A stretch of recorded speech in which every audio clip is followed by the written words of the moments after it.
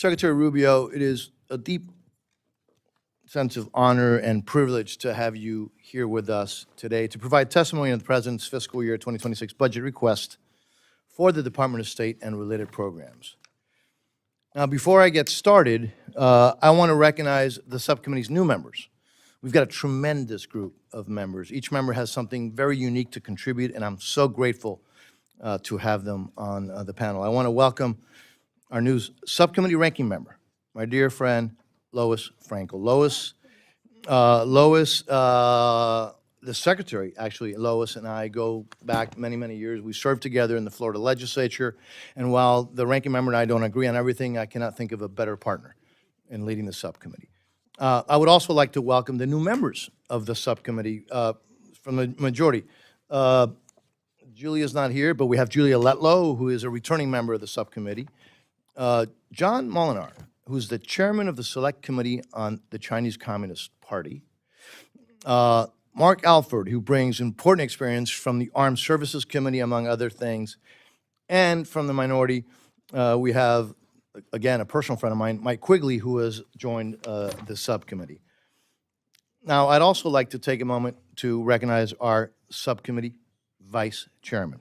I didn't forget you, Chuck. On the contrary, Chuck has been a tremendous vice chair, and I look forward to continuing working together with you. And I want to thank the chairman of the full committee, obviously, for appointing as such a great member. Finally, I need to acknowledge our tremendous leader, full committee chairman Tom Cole, who, again, I think there's nobody better in the country to lead this committee, and his counterpart, ranking member Delora.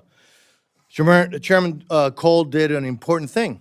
Among the things that he's done to this subcommittee at the beginning of Congress, change its name to better reflect the investments being made on behalf of the American people that are intended to advance U.S. national security. I am committed to ensuring that the fiscal year 26 National Security Department of State and related programs appropriation bills does just that. Let me once again welcome Secretary Rubio. I firmly believe that there's no one better in our entire country who could serve as our Secretary of State in this critical time. Mr. Secretary, your steadfast leadership, your devotion to country and to freedom, and your focus on national security are exactly why you have my full confidence in advancing President Trump's foreign policy agenda. In just 4 months, the President, with your assistance, Mr. Secretary, has achieved really remarkable victories for the American people and our national security. Let me just name a few. Taking back the Panama Canal from China's influence, freeing 47 American detainees abroad, designating the Houthis, cartels, and also dangerous criminal gangs as foreign terrorist organizations, obtaining the Bahamas' pledge to directly pay Cuban doctors, ending the practice of human trafficking, compelling the government of Colombia to accept deported migrants as to what was arranged. All of this while carrying out several other important official duties. It's really been tremendous to watch, Mr. Secretary. So again, I congratulate you and the President for the choice that he made and having you in this position. Now, turning to the matter at hand, Mr. Secretary, the spending proposal of the fiscal year 2026 budget request for the Department of State represents a reduction of about 48%. It is also largely offset by rescissions from prior year balances. I intend to provide the same scrutiny on the budget request as I have in the past years. As you know, there are some large gaps, obviously, in the information that we have at this time, so I hope we receive the details backing up the request as quick as possible. Since I became chairman of this subcommittee over 2 years ago, I have overseen and supported a notable reduction in funding for the international affairs budget. The last two House bills cut funding in the double digits, and the FY24 bill enacted into law saw the largest cut of all 12 appropriation bills at 6% in real numbers. The fiscal year 25 bill made a few additional reductions. Now, there was a reason why I pressed for those cuts. The Biden administration was pushing, frankly, an extreme agenda across the State Department and USAID. I repeatedly repeatedly warned and publicly and privately warned that promoting controversial programs abroad would not only weaken American support for foreign aid, but also, really more importantly, harm U.S. interests and even endanger national security. In last year's budget hearing for USAID, I told Administrator Power that funding and promoting polarizing and politically charged programs will mean additional cuts to the subcommittee's top line because it is just indefensible. So I completely understand, Mr. Secretary, and support your efforts to carry out a review and defund woke programs and misguided activities. I have a number of inquiries remaining about the review process and status of awards, and as do many of the subcommittee members here. So I know, Mr. Secretary, that I can count on you to work with us in those very important steps.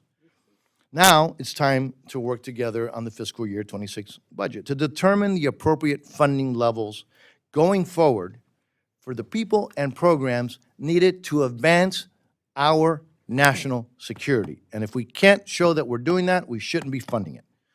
Now, from ensuring our key allies and partners around the world have the military assistance required to defend themselves, to preventing deadly infectious disease from reaching our shores, to investments that lay the groundwork for American businesses abroad, to supporting those suffering under tyranny by standing in solidarity against oppressive and often dangerous anti-American dictatorships.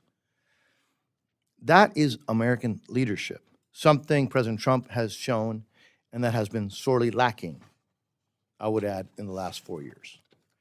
In the meantime, it is critically important that we work together to ensure that you have a domestic and overseas workforce with the size and capability necessary to manage and oversee the programs that were funded in fiscal year 25 and that are potentially forthcoming in fiscal year 26, especially as you continue to take on certain responsibilities, obviously, that were previously carried under by USAID, whatever those may be. Even as we better align our foreign assistance with strategic priorities, and Mr. Secretary, you've been very clear about that, oversight remains essential and requires the right amount of people with the right skill sets. So again, Mr. Secretary, I look forward to working with you on this in the weeks and months ahead as you further develop your plan and your reorganization. Mr. Secretary, the President's foreign policy is clear and showing results for the American people. And your capacity to advance that foreign policy is frankly unmatched. I look forward to working with you to ensure you have the resources and tools to be successful in advancing President Trump's America First foreign policy. Now let me turn to the very distinguished ranking member for her opening remarks. You have the floor. Thank you, Mr. Chair. And it is an honor to work with you. And welcome, Mr. Secretary. And I hope you're going to find this is a very thoughtful committee, both sides of the aisle. And I like your mission for us to work together. Okay. So, you know, you and I and Chairman Diaz-Balart, we go way back to our time in the Florida legislature. And I was very happy to join you at your welcoming ceremony when you came into the State Department. I thought your speech was inspiring. Thank you for that. But today I come with a deep sense of alarm, and not to be personal in any way, because I have a serious disagreement with some of the policy.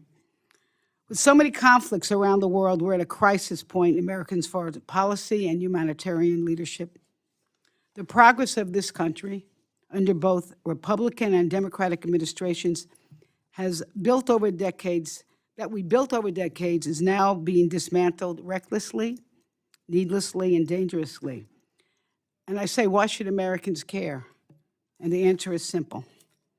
Foreign assistance is a strategic investment. It costs less, it has cost less than 1% of our federal budget, yet delivers enormous returns for our national security, our economic competitiveness, our health, and our global standing.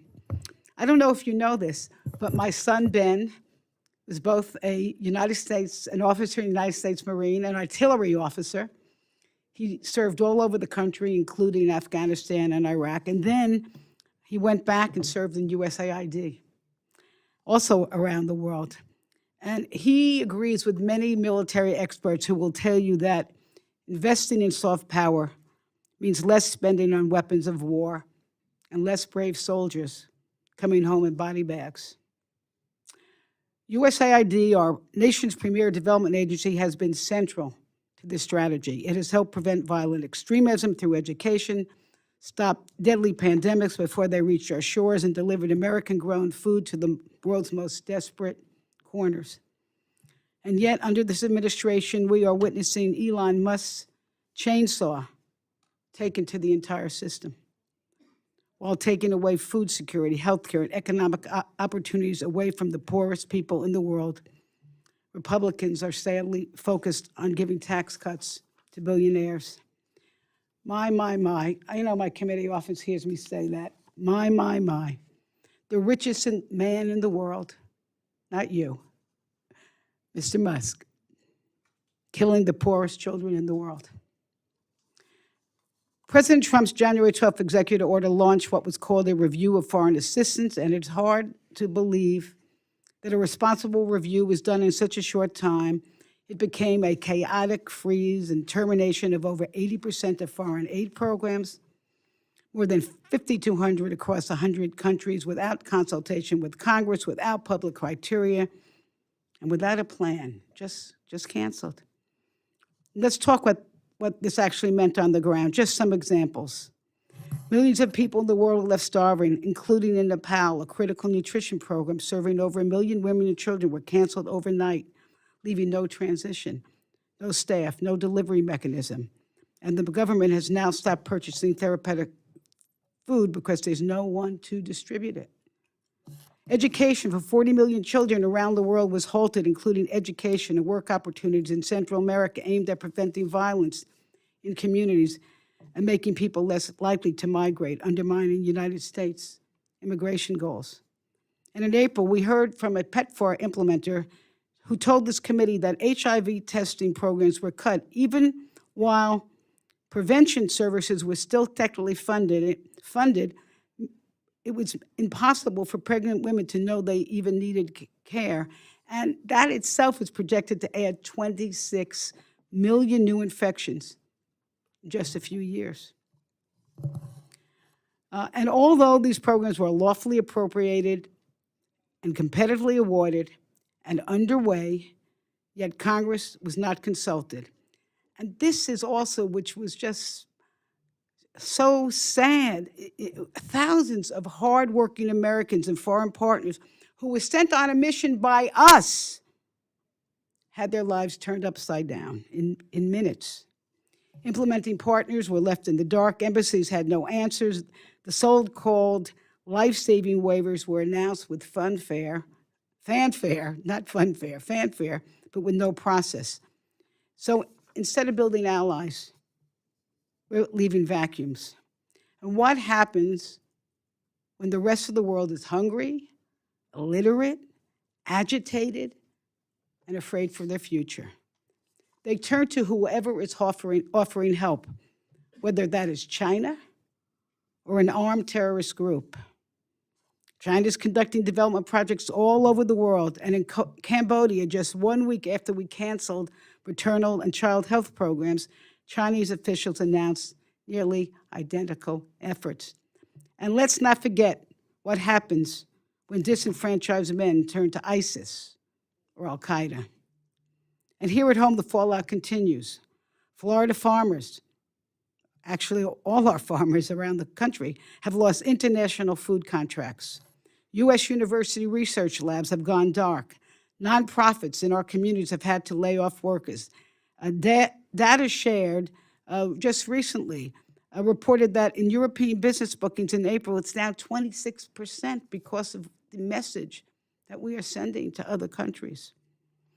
We all want efficiency, and we all want accountability, but a serious government doesn't throw Humpty Dumpty off a wall and hope we can put him back together again, which is what we are afraid of here.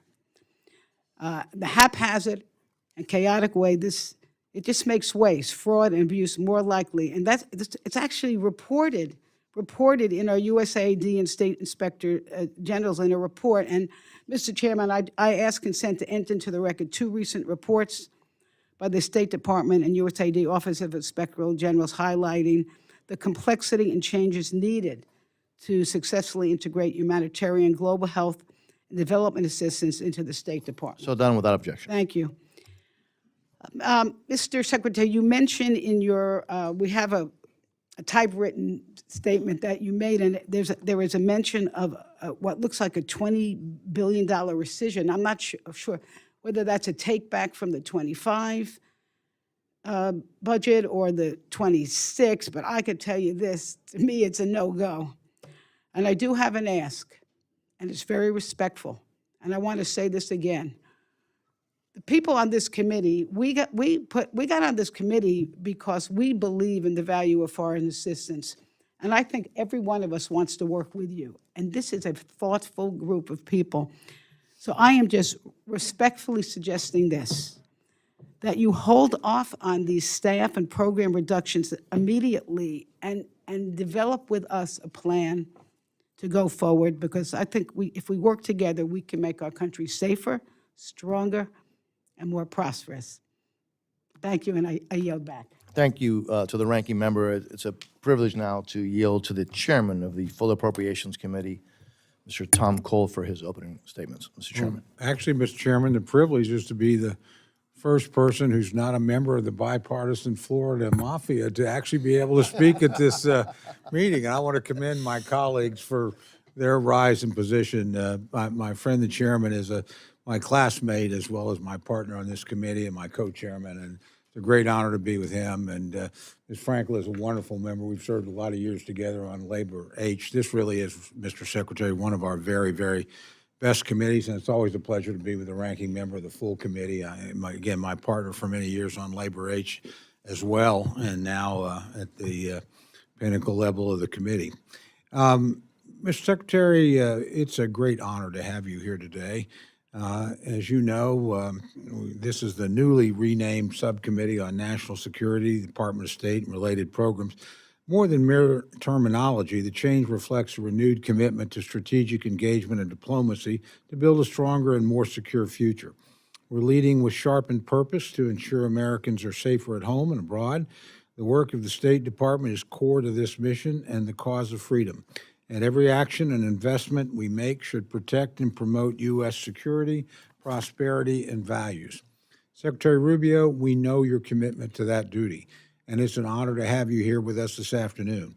From day one, you've acted as a force multiplier for the President, and we deeply appreciate your service to our country. As you know, Mr. Secretary, peace through strength isn't a matter of chance. It's the result of effective policy, national focus, and marshaling resources to where they drive maximum impact. The America First agenda, which has been mandated by the people, advances that critical doctrine. It's not about retreating from the world stage, but resetting our guiding principles. No longer will weakness and the detrimental policies of the previous administration harm our nation, and no longer will U.S. taxpayer dollars be funneled to extreme agendas and initiatives that have undermined trust in foreign assistance program. The Trump administration has been clear about a new path forward from the very beginning. That's why I support your efforts, Mr. Secretary, to reorganize and streamline department operations and better integrate programs with our diplomatic and strategic objectives. I'll note that the rapid pace of certain restructuring has caused some concerns and may require adjustments.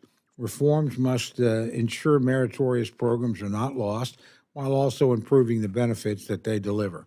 We recognize that being accountable and effective are not binary choices, and we should ensure that deployed instruments of power support our interests, deter our enemies, and deepen our strength on the world stage.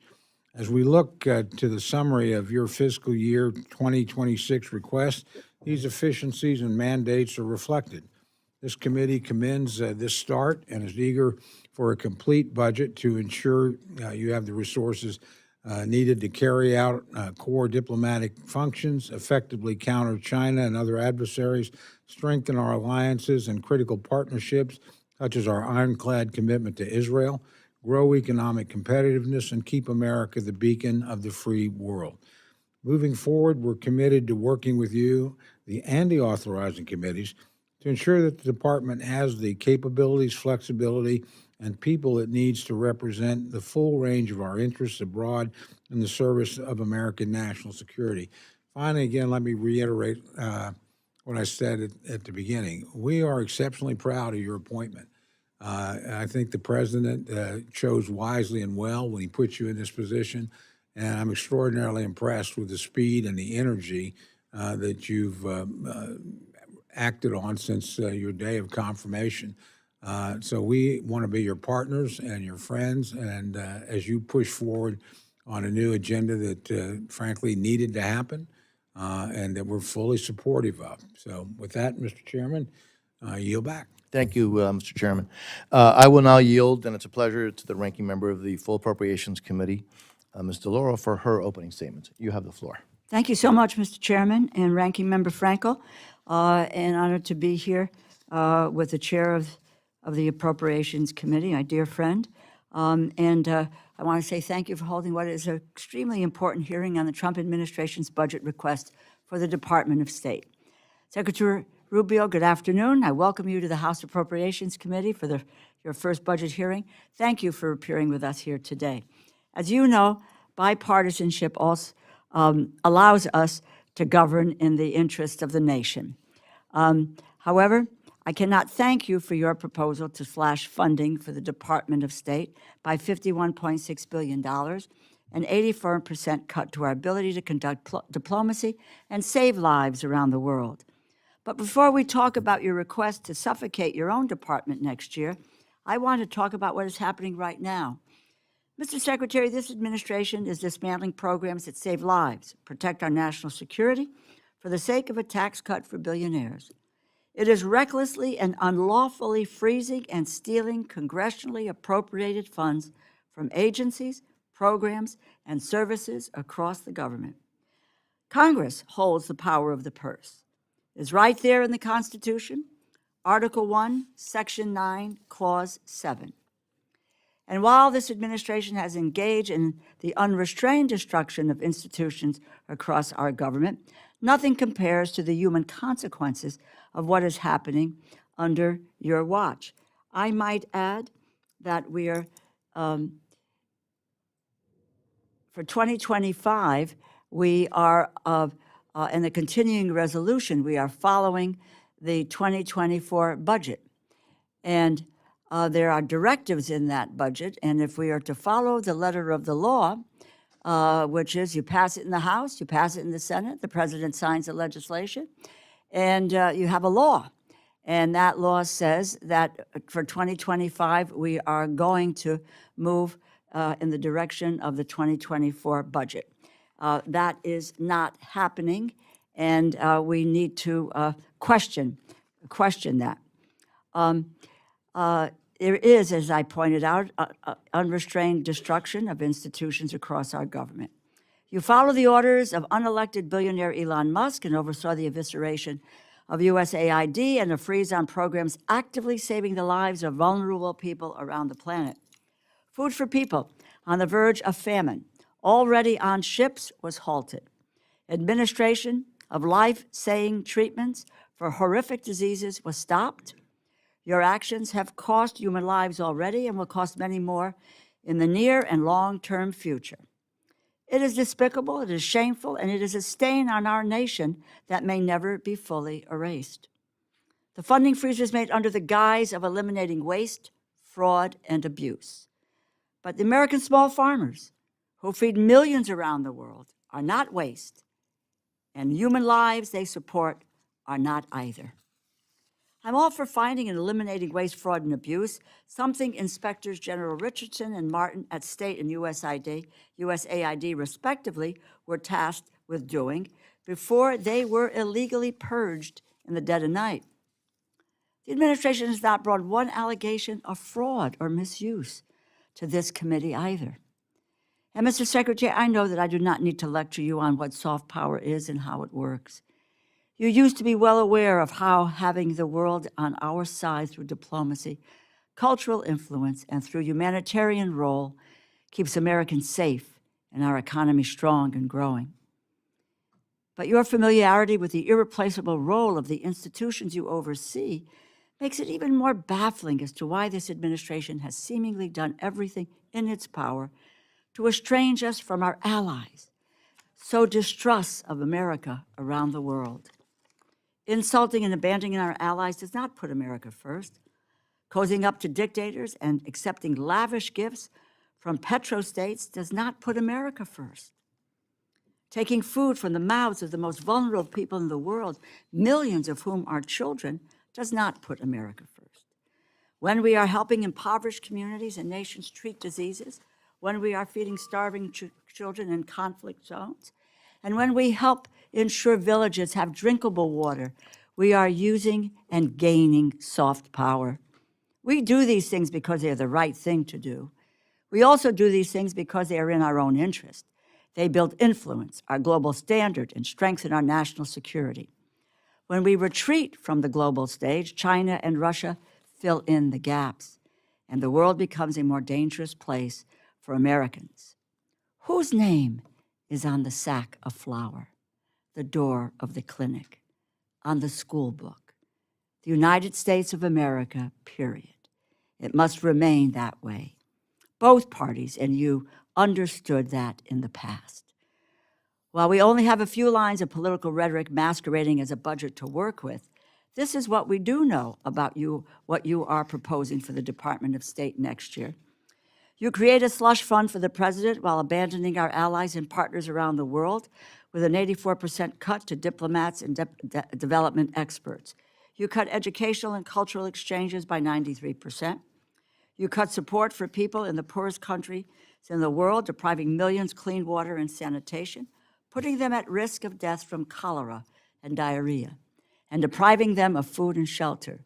You cut our ability to cooperate on narcotics control and law enforcement by over $1.2 billion, increasing the threats of transnational crime, terrorism, and drug and human trafficking.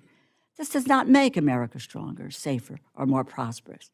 The administration is putting billionaires and our adversaries first. Americans, our allies, and vulnerable people around the world will be worse off for it. As a leading Democrat on the Appropriations Committee, I assure you, we will not stop fighting to protect America's interests and against this administration's dangerous dismantling of our diplomatic and humanitarian efforts across the world. I thank you, and I look forward to your testimony. I yield back. Thank you very much. Secretary Rubio, your full written statement will be placed in the record, so feel free to summarize your testimony. As I said before, it's a privilege and an honor to have you here. You're now recognized, sir. Thank you, and thank you for having me here today. And I'm not going to go off the written testimony. How about I just tell you what's happening and what we're trying to do? Liability to the United States of America. It is your responsibility as a father and as a human to save children that are being The committee will be in order. The chairman reminds our guests that disruptive demonstrations from audience are a violation of the House and will not be tolerated. So let me just talk to you about the goal here. Our foreign policy has to once again return to the national interests. That's what it needs to be built on. We need to define what the national interest is. What is good for America? That doesn't mean we don't care about the world. That doesn't mean we don't care about great causes on this planet. But it means that when it comes to the conduct of foreign policy, whether it's the policies we stake out or the dollars we're spending, it has to be aligned to a defined national interest. What is in it for America? Now, you could argue that alliances are in it for America. You can argue, and we can, that in some cases humanitarian assistance or development assistance and all these sorts of things are in our national interest. And we're going to continue to make that argument. We are going to continue to be the world's most generous provider of humanitarian assistance, of food assistance, of development assistance, way more than any other country. We already are, and we're going to continue to be, but we're going to do it differently. We're going to do it differently, and we have to do it differently because we are engaged in a very different world than the one that existed 30 years ago or 40 years ago, or in some places 50 years ago when some of these programs were set up. So there are two things that I want to focus on today in the 3 minutes that I have or less here with you. Obviously, we'll get into your questions. The first is the reorganization of the State Department. It is not designed to either cripple the department or in any way, it's not even a cost savings endeavor. It is more about being able to deliver results in a better way. What we want to empower is our regional bureaus and our embassies. Here's how I want this. This is how we want this to work. We want to be able to go to our, let me back up. The most important thing I read every single day, every morning I get a book with 10 or 15 cables from our embassies around the world. The best ideas, the best innovations that I get from our building, and this is not disrespectful to the people working here in Washington, is from the embassies and from the cables. They are identifying problems and opportunities well in advance of some memo that works its way to me. We want to get back to a situation, or we want to get to a situation where we are empowering ideas and action at the embassy level and through our regional bureaus. Those are literally the front lines of American diplomacy. And so we have structured a State Department that can deliver on that. The second thing, and included in, is to understand the full toolbox available to us to advance the national interest. And in the past, unfortunately, humanitarian assistance and development assistance in AID and what the State Department does have in some cases been unrelated, in other cases have found themselves to be in conflict. So what I want and what we want is for our regional bureaus to have available to them aid, diplomacy, economic development, all of these different tools in the toolbox of statecraft, and tailored to the specific country and or region based on our national interest. That's what we seek to deliver on. And that's why we wanted, and by the way, I'm not the first Secretary of State, multiple Secretaries of State, starting with Condoleezza Rice, I believe Secretary Albright herself, and others privately have wanted to bring AID and all of it underneath the fold of the State Department so that aid is provided through the context of our broader foreign policy.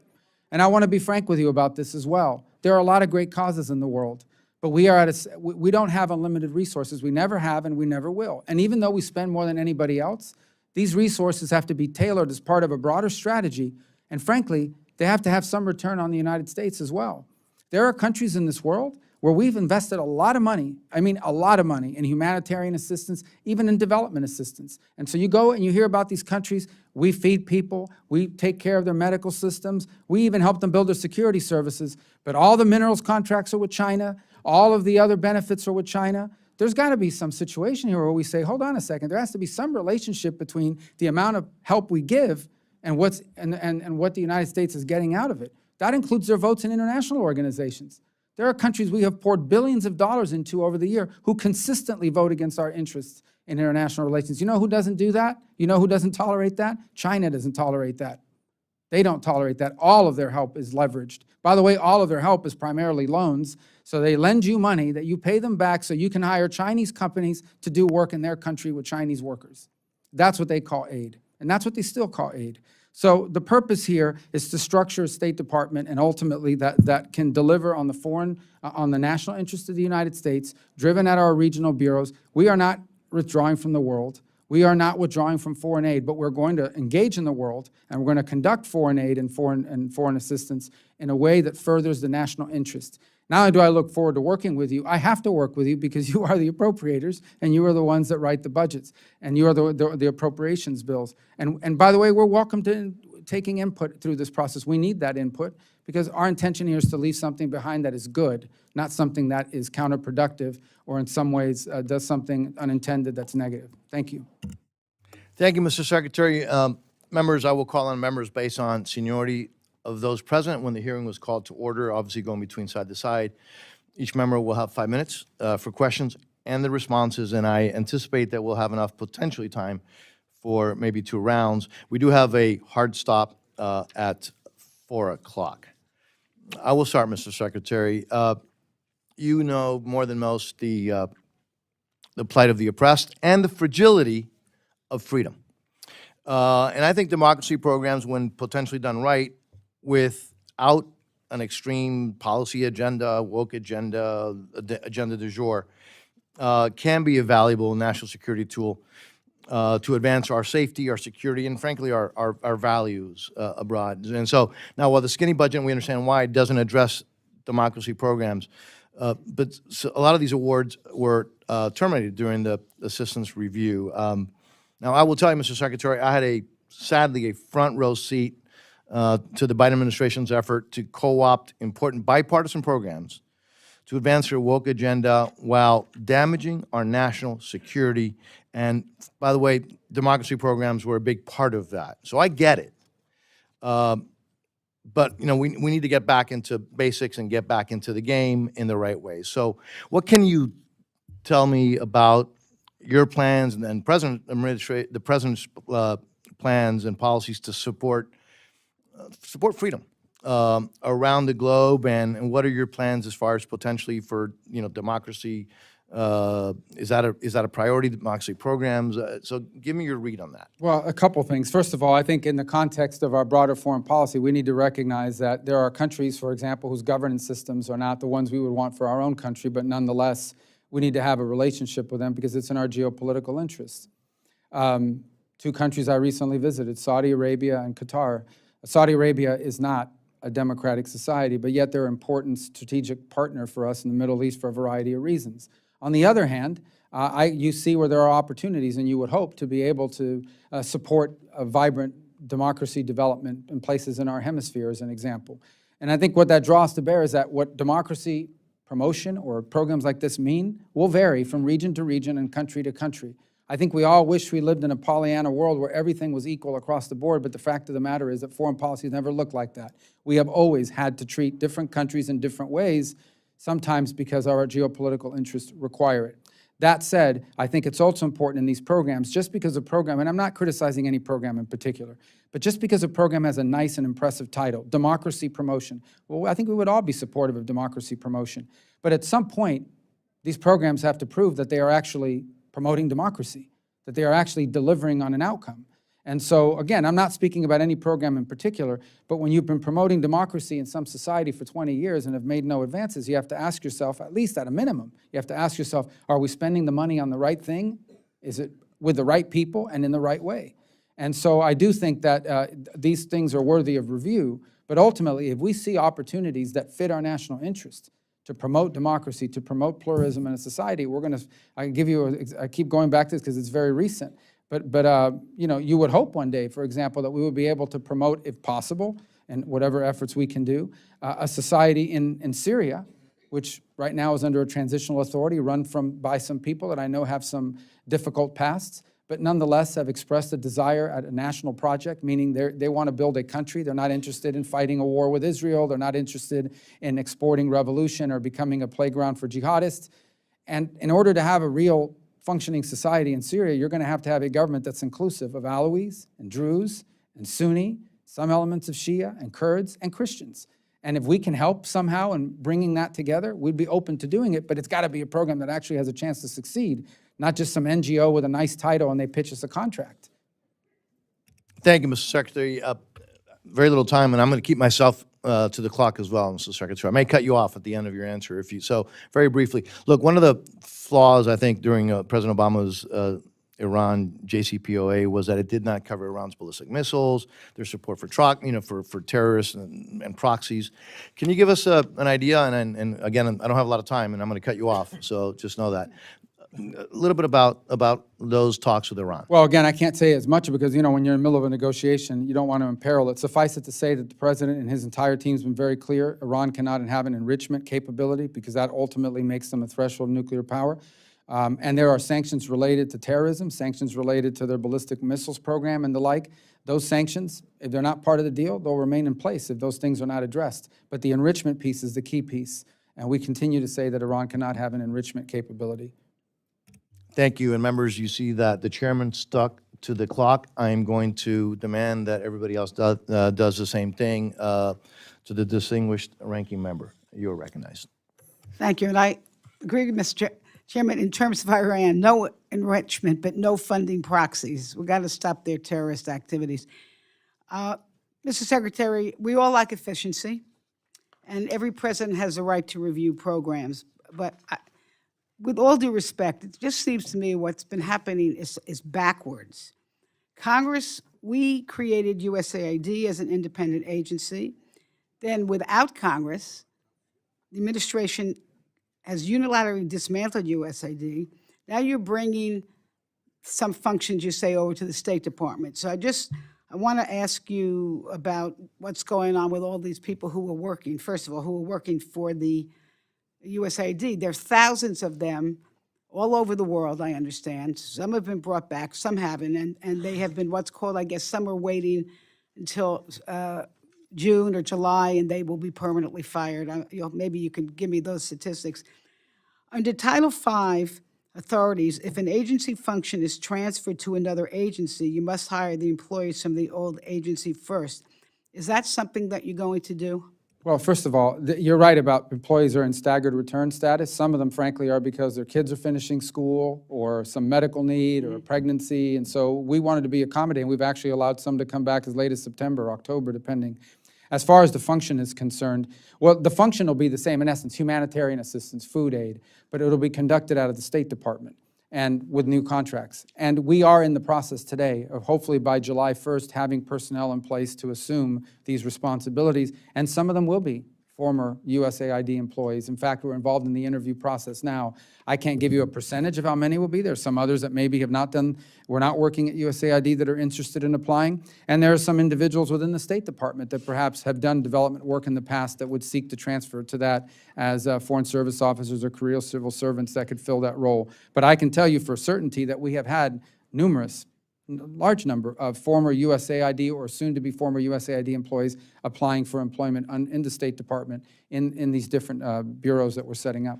So I understand what's underway. What I don't understand is what was the rush about? I mean, to just upset people on a mission, working dedicated, no fault of their own. You've turned their lives upside down, but not only that, disrupted all kinds of programs. I won't go through that.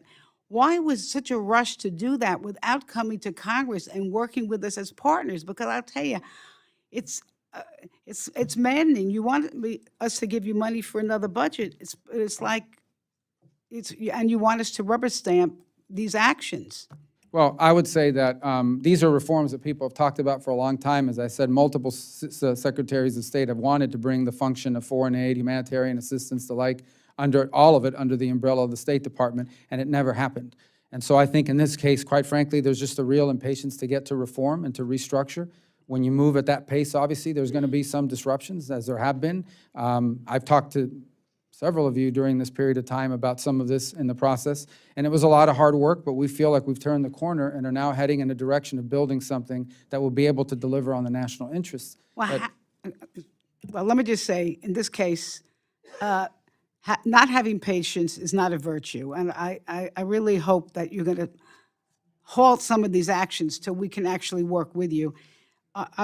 There are, as our ranking member said, there are congressionally directed programs like family planning, democracy, education, women, peace, and security.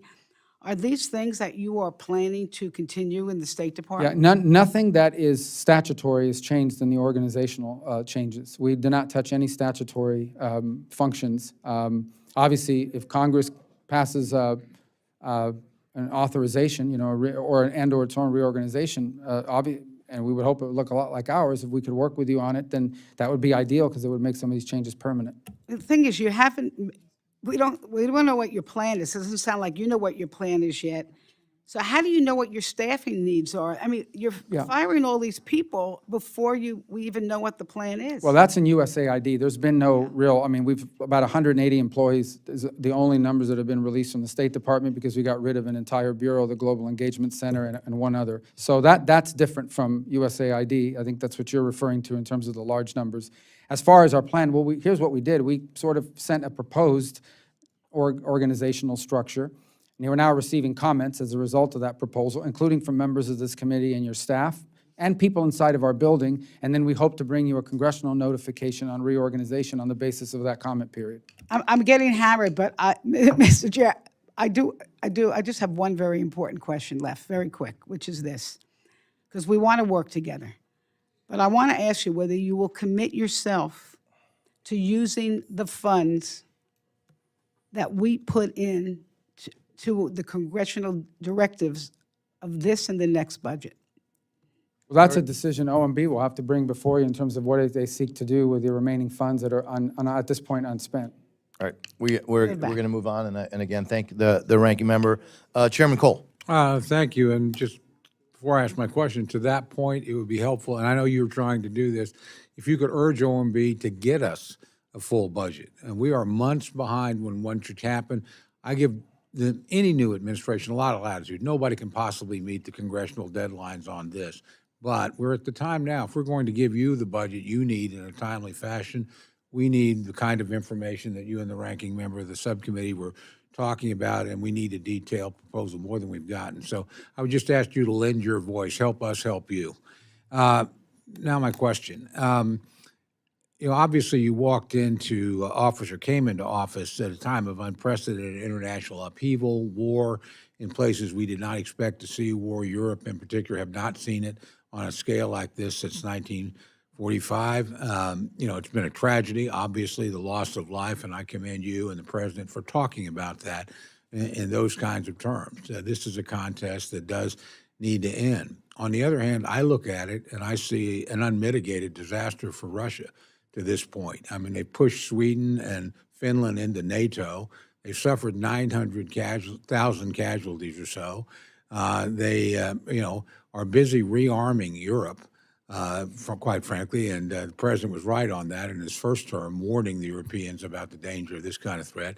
But they are rearming and doing so rapidly. I know you've been in discussions, obviously, with Russia and its leaders, and I know the president has as well, as recently as yesterday. So I'm just curious of what your assessment, the state of play is, and what you think the United States ought to be doing to try and bring the war to an end without rewarding an aggressor. Well, first, the state of play, I think, is as follows, and that is that Russia wants what they do not have. They want to conquer lands they do not currently occupy, and Ukraine wants what they cannot get, which is pushing Russia all the way back to the lines in 2014 or even before that when the previous incursions happened.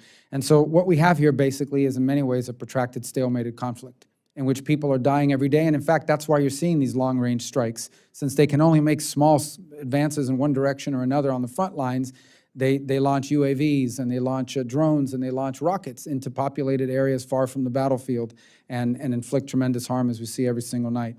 The president's goal is to end it. In order to end this war has no military solution. It will not. This war will end at some point in a negotiated settlement. And the question is, when does that happen? The sooner it happens, the less people will die, the less destruction there's going to be. It has to be a negotiated settlement to a peace that is sustainable, not a peace that lasts for 3 years and then restarts another war. In order to get to that peace, in order to get to that negotiation, you have to be able to talk to both sides. And both sides are going to have to make concessions. As hard as that sounds, both sides are going to have to give up things they want and give the other side things they want. That's the way negotiations work. The president has wanted to preserve our opportunity to be able to engage with both sides of this debate, and that's what we've done. The president's also been clear, and we've been clear with the Russian side. Number one, that the president retains sanctions authorities that he has not yet used. All the current sanctions remain in place. None of the sanctions that were in place on the day he became president have been lifted.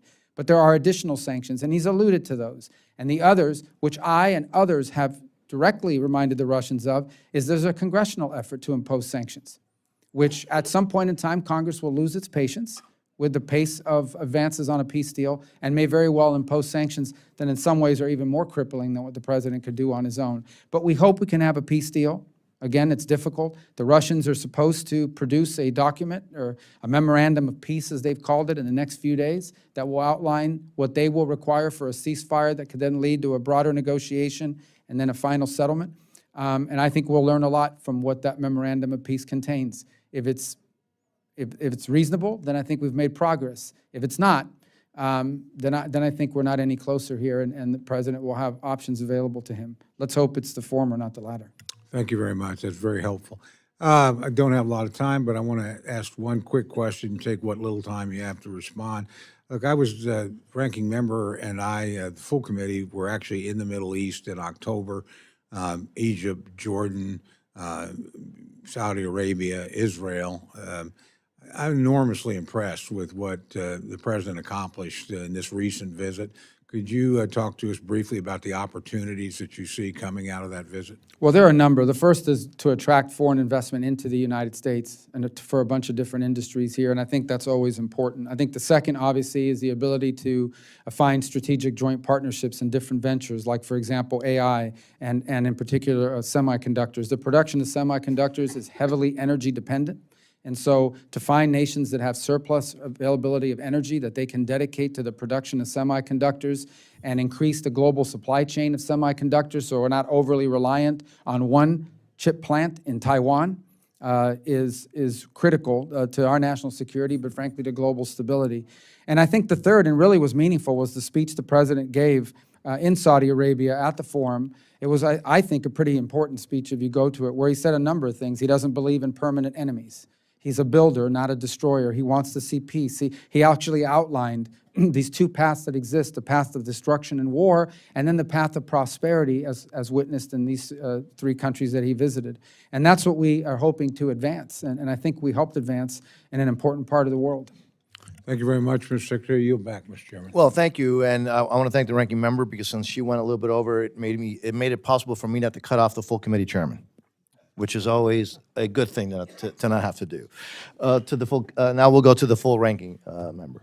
Yes. Thank you so much, Mr. Chairman. I might quickly say that a while ago, we had a briefing by USAID senior officials, Jim Kunder, Chris Milligan, and just a quote, what has been done was an 84% cut to USAID. It scatters the remnants of USAID across a dozen state bureaus and almost guarantees that our competitors will dominate in local competition. The fact is, people have been fired and agencies and programs have been terminated. Secretary Rubio, human lives have been lost. Extensive damage is done to the U.S. international standing under your watch. This would not have happened if the administration had followed the law and congressional intent. Congress appropriated foreign aid funding with a clear set of directives, yet with no notice to Congress. The administration has broken the law, completely dismantled U.S. Foreign aid, hijacked funding for the State Department and USAID at the behest of Elon Musk and Doge. I might just say, you don't have the authority, Elon Musk doesn't have the authority, the president doesn't have the authority, and OMB doesn't have the authority. The authority to appropriate funding comes from this body, the United States Congress, and it is so stated in the Constitution. You're now sitting on billions of dollars. This subcommittee, which appropriated that funding in the first place, has no idea of how you plan to use them. Secretary, how do you plan to spend your agency's remaining fiscal year 2025 money, if not as directed by the Congress? Well, I think the president through OMB is going to work with you and the Congress on how best to, reset the funding levels for the new year and how to move those funds. And we await OMB guidance in that regard. Well, I would just say for months we have been asking for a list of which programs were cut and why. And all we have received is this unintelligible spreadsheet, a sheet that does not seem to reflect reality. We need clear answers on how you need to plan to spend this year's funding and asking for a commitment that you let us know, because you have terminated programs, you have fired staff. What are you going to do with that money that was already appropriated? Well, again, we're waiting for OMB guidance, and obviously they'll reach out and work with Congress on these funds. that have not been OMB is spent. not working with Congress. The president is not working with Congress. You are not working with the Congress. We need to understand, if we are going to appropriate dollars, what it is that has happened. What is it that you propose to do with the billions of dollars that you have expropriated, if you Yeah, will? again, that's a function, as you know, that's OMB has those decisions to make, and they'll have to work with Then I guess you you don't have on much it. control over your agency, Mr. Well, Secretary. ultimately, well, we According have to a lot of public control reporting, because- you have terminated more than 90% of USAID programs, 60% of programs at state. All are the firing of all our development experts in the next few weeks, and are preparing to fire hundreds more at the State Department. We need an accountability. And if we can't, I don't know, if we can't get it from the Secretary, then from whom are we going to get this accountability? It is your department. Well, with all due respect, some of your numbers are incorrect. We have not cut 60% of the funding at the State Department. If you're referring to the budget request, that's different. There has not been mass layoffs at the State Department. I think there's been less than 200 people that have been ripped from the State Department. From the State I'm talking Department. about, well, USAID. And Oh, now well, you that's a plan- different one, Well, right. no, it's not a different issue. You now plan to take on, and the gentleman said you're going to scatter the remnants of That's false. USAID throughout the State Department. Who is going to make sure appropriated funds are spent properly? Well, they're not going to be scattered. They're actually going to be consolidated in a couple of funds that deliver, for example, International Humanitarian Assistance Fund. We'll also have an increase to the Emergency Refugee and Migration You Assistance you Fund. mentioned previous secretaries who have moved in this direction, and I just want to say to you that they decided not to do it because it was ill-advised. 15% of the planned cuts, there's 15% planned cuts of state staff. Now, who is going to make sure that appropriated funds are spent properly if you have fired all the staff with experience overseeing the process? Will you personally be approving every expenditure? I know you have a lot of jobs already. No, we're not, first of all, we haven't fired any experienced staff other than the people that were riffed out of the 2 divisions in the department. But other than that, I said at the State Department, there's been only under 200 people have been removed. Some have retired and so forth, but that's normal in any cycle. We are also going to hire new people, Let me including, just as say, I've already. you have, well, my time is short, Mr. Secretary. so is mine, and that's why I want to tell you that well, we're also my time going is to bring in short people here. from USAID. My time is short. I reclaim my time. You have terminated key monitoring and evaluation programs. Allow us to account for the use of this funding. How does allowing the money to flow out the door while hamstringing your own ability to track that money make our government more efficient and prevent waste, fraud, and abuse? It's clear that from the administration and Musk that the process is ignorant of the purpose of foreign aid, utterly unprepared to manage their own dictates, taking a chainsaw to foreign aid with no concern for human lives or the broader consequences for our security, no plan for the future. I yield back. Thank you. Thank you. Before I recognize the Vice Chairman of the subcommittee, I just want to remind members that let's please, obviously, these conversations are helpful, but if we can allow the Secretary to answer, I think that would also be helpful. Vice Chairman, Mr. Edwards, you're recognized, sir. Thank you, Mr. Chair. Mr. Secretary, thanks for being with us. Thanks for taking on the task that you have. Contrary to the comments you heard immediately before Mr. Desbelart called on me, I applaud the work that you're doing. I firmly believe that you're doing the job that the American people asked of President Trump. And I'd like to associate myself with the comments from Chairman Desbelart. Although I'm not part of the Florida Mafia, I have a great deal of confidence in the job that you're doing, and I applaud the work that you're doing. It takes a great deal of courage to make bold decisions like you have, like President Trump has, in looking at funding that many of us for years have questioned. The American people have questioned the money that goes out of Washington into foreign countries. I applaud the fact that you reminded us that the United States is a humanitarian nation, that we're going to perform our duties to humanity, that we are committed to help development in other countries, and that you're going to demand that in return the United States get a return, that we're building relationships and allies. I look at what you're doing as what most fiscal responsible folks in government would want us to do. It's a form of zero-based budgeting. There are so many programs.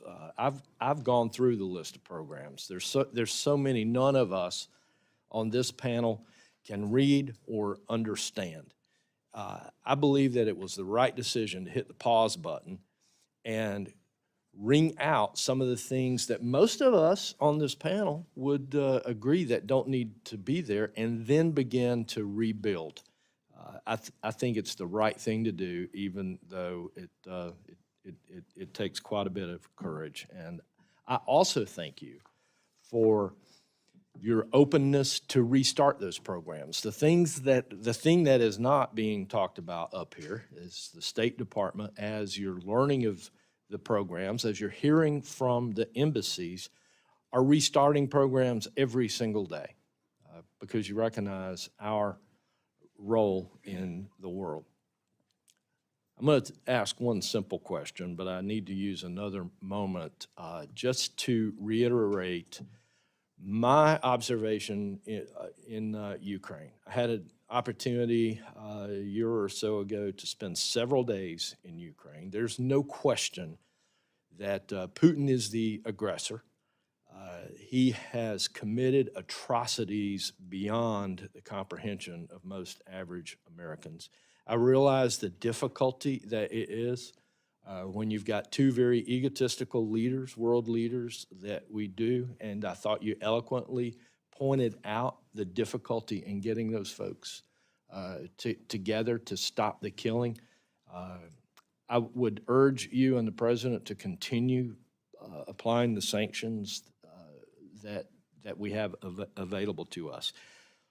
With all that pontification, now I'll just ask a simple question. While I was in Europe, I realized that Radio Free Europe is an organization which has traditionally gotten funds from this subcommittee through U.S. Agency for Global Media to educate the folks as to really what's going on out there and to fight the propaganda war, which most of us just do not realize that's taking place. I had a chance to witness that. What are your thoughts about continuing to fund organizations like Radio Free Europe? Well, I think a couple things. First of all, they're not in the State Department. We don't operate those. They're operated independently. I know that they're going through their own process that the administration is reviewing, so I don't want to speak about their reform efforts or what their plans may be, because I'm just not a portfolio that I'm working on. I'm working on a lot of other things, but that's just not underneath the State Department. There are some that have suggested that global engagement or global media be brought under the auspices of the State Department. That is not a concrete proposal. I've seen that bantied about by some.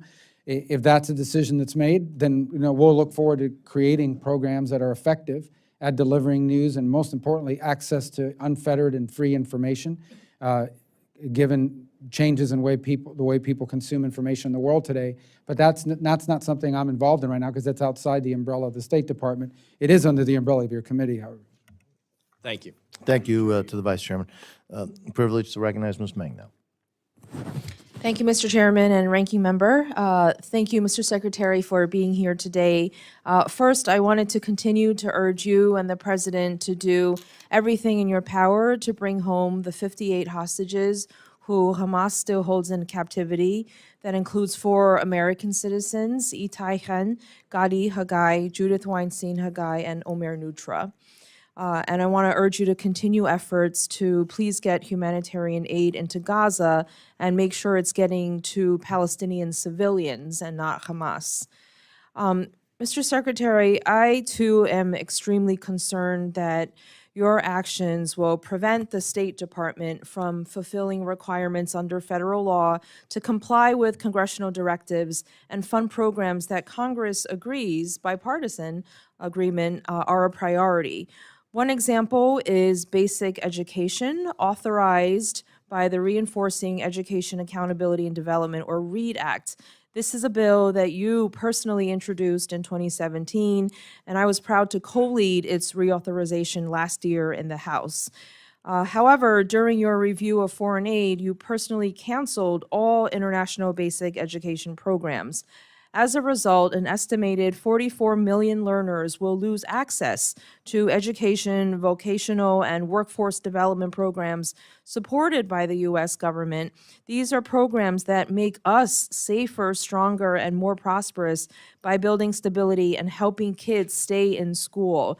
This is statutory. Under federal law, you are required to spend these funds.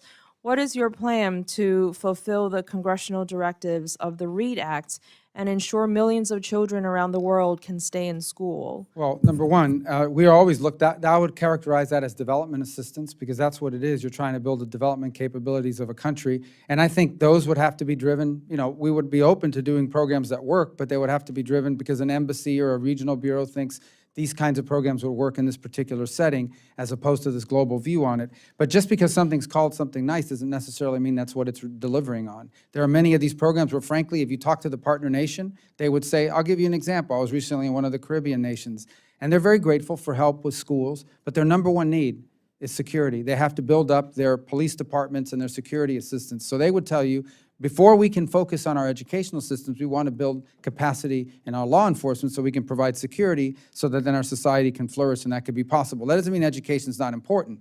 It just means that the nation has identified that as a more important need, and we want to have the flexibility to be able to prioritize what could be most helpful. So that I agree, and we would love to work with you on potential legislation and programming on safety and security. But this legislation, it's not just something that sounds nice and has a pretty title. We worked on this together, the Senate, the House, Republicans, Democrats. It's something that's important and keeps us safe, and that is, statutory. That is something that has been touched. And so I wanted to follow up also in the same vein with international family planning and reproductive health programs. You have also canceled all of these programs. These programs are life-saving. In 2024 alone, they were estimated to save the lives of 34,000 women and girls, prevent over 5 million unsafe abortions, and serve over 47 million women and couples around the world with modern contraceptive care. You are statutorily required to spend $575 million in bilateral international family planning awards, as Congress provided in 2024. What is the plan? There's no plan. As I said, on those programs, with regards to that, there's no plan to spend that money. We're not going to be in that business globally. I mean, we're not going to do it. So it doesn't matter that Congress passed the law? Well, the money, that's not, the money that's been appropriated is for that purpose, but the way it's been spent, those programs, the way that money was being spent and the specific uses, we're not going to continue to do it in that same way. What is the plan then? I know you talked about reorganization. Again, but this all of is- those funds that will be brought under one of the two buckets of humanitarian assistance, it could be development assistance, it could be refugee and migration assistance. We will work with Congress to find a way to channel those funds in a way that comply with the statute, but at the same time are not funding activities that the administration feels is outside even the purview of the statute. I just want to say that is statute, that is law, and contrary to your testimony, you are touching and changing it. And you said you wanted to work together with Congress. On April 24th, almost 90 members sent you a letter about these programs requesting a response. We still have not received a response. I respect that you say you want to work with us, but we need more than words, we need actions. You'll get a response. What day was that letter? April 24th. Thank you very much. I yield back. Thank you. Chairman Molinar. Thank you, Mr. Chairman. Mr. Secretary, it's good to see you again, and it was a privilege to work together with you on issues related to China when you were in the Senate, and I'm excited to do so again in your new capacity, especially as you undertake this much-needed reorganization of the department. And following up on your earlier testimony and statement, you rightly identified China and the Chinese Communist Party as a principal threat to the United States, and for decades, as part of its strategy of civil-military fusion, the CCP has stolen intellectual property to stand up its state-owned enterprises and build up its military. It's constantly working to evade export controls to get cutting-edge and legacy chips to leapfrog the U.S. in the AI race and to supply its missile systems. We cannot give the CCP the means to displace the United States.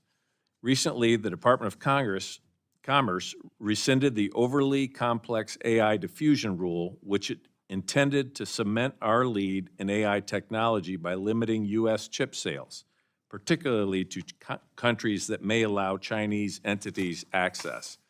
As Secretary of State, you have a vital role in protecting dual-use technologies from being used by America's adversaries. I wanted to ask you, how do you see the replacement to the diffusion rule taking shape, and what guardrails do you think are needed to prevent China from siphoning more U.S. innovation to build up its military? Well, as you know, the Commerce Department is undertaking a review of the previous administration's decisions with regards to specific countries and also specific technologies. And so we're providing guidance for them on that regard, or we're providing input. Ultimately, they're the ones that will have to do that. We've heard from a lot of partner nations, some who feel they were unfairly treated in that decision, others who feel we're happy with the outcome. So I know some of those decisions are ongoing, but it's the highest priority. The fact that we have to assume that basically every country or any company that operates in communist China is under the control of the CCP. They can be an independent company. They can argue that they're a corporate entity that's not related to the government. But the truth of the matter is that based on their national security law in China, every company has to do whatever the government tells them to do and turn over any technologies they tell them to turn over. In addition to that, because of the civil-military fusion that exists, virtually any company in China is basically part of their defense industrial complex. They are. And we've seen that repeatedly over and over again. And we've seen advances that the Chinese have made in their own defensive capabilities and offensive capabilities militarily as a result of technology transfers. So it is among the highest of priorities for this administration to protect against that. And frankly, it's also an issue that I raise with every one of my engagement with our partners. It was a big topic of conversation at the recent foreign ministers gathering of NATO last week in Turkey. So a growing number of our allies are also interested in similar moves on their front. Well, thank you very much for raising that issue because, as you know, the acquiring U.S. technology through third parties is something China is actively trying to do. There are also national security concerns with Chinese nationals coming to the United States to study at our colleges and universities, since the CCP has previously threatened some students' families if they don't spy for them. And there have been instances, including in my home state of Michigan, where Chinese nationals study in the U.S. engaged in trespassing on a military base. What can the State Department do to protect our college campuses and improve the vetting of Chinese nationals who come to the U.S. to study? I mean, it's not a difficult issue. I mean, it's difficult in the sense that where I think we as a people are generally uncomfortable with saying an entire group of people from one country cannot come. On the other hand, it's hard for us to ignore the repeated and large number of industrial, commercial, and educational research and intellectual property theft being tracked back to primarily graduate students from China. Now, on the one end, you can sort of vet it at the front end, and there are some that have had links prior to their studies in this country to the intelligence services or military services. Those are easy to take out. But the others are more complicated, and that is someone who could be threatened because their family's back home. And in many cases, some of these students do not consider what they're doing to be espionage. They consider it totally sort of acceptable that if you come across a secret or something that's valuable, you would bring it back home to your country. So it's a huge challenge, and it's one that we take very seriously, and it's one that's under consideration now. In fact, there's an interagency conversation happening on different proposals to address it, but it's one I've been raising for years, especially with our institutes of higher education in our country. Thank you very much, and I yield back. Thank you, Mr. Chairman. Ms. Torres. Thank you, Mr. Chairman. Mr. Secretary, welcome, and thank you for being here. Congratulations on your appointments. With great power comes great responsibility. The responsibility to our Constitution, to the American people, and to the truth. You have built a reputation as someone who stood up to dictators, someone who defended our democracy from foreign threats. And I know that firsthand because you, Mr. Secretary, defended me in the past. When President Bukele of El Salvador targeted me, telling his followers, don't vote for Rep. Torres, endorsing my opponent, and unleashing a campaign of vile threats, harassment, intimidation, and leading an online lynching against me 3 times. Your response, Mr. Secretary, was clear and direct. My home was vandalized with gang graffiti. My husband was confronted in our front yard while we were having a toddler swim party. That child is watching us right now. A man filmed himself planning to shoot me. Our Justice Department agreed with us in a 2022 court indictment alleging that Bukele has a deal with MS-13 gang leaders, receiving support from MS-13 and strategizing on how to better hide murderers from the public, disappearing them. In fact, a woman who dared to lead an anti-corruption unit in El Salvador was just arrested by Bukele's attorney general, and no one knows her whereabouts. You understood what was at stake then. You called it out. You stood with me against this outrageous, dangerous authoritarian. I'm a bit confused with what has happened. You're now shaking hands and cutting deals with him. And you facilitated what our Supreme Court has ruled as an illegal rendition, a Maryland father sent to a torture prison in El Salvador. In my hand, I have evidence here, news reports and affidavits that detail the deal you worked on with El Salvador and Bukele's deal with MS-13. I have here interviews with MS-13 gang members revealing the truth behind Bukele's gang ties. And I ask unanimous consent to enter these documents into the record. Without objection. Done. Congress has been very clear. The law requires you to share these secret agreements. And let me be clear on which agreements I'm talking about. The State Department is usually the lead agency, but at the very least, a part of negotiations with foreign countries, not the Homeland Security, the State Department. The U.S. has an agreement with El Salvador.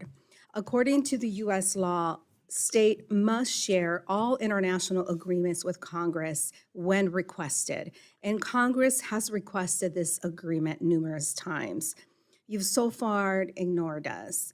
So let me ask you directly, will you commit right now to handing over the requested agreement that the United States has entered into with El Salvador under your watch as required by law? Yeah, I'm not sure what you're referring to. The United States, two things have happened. The first is El Salvador agreed to take back nationals, Salvadorian nationals, including the individual you mentioned. These are people that were in this country unlawfully, had MS-13 ties, and they were repatriated to their country. Okay, Then there was a group of gang members from Trinidad Agua in the United States, and he agreed to take them into his prison system.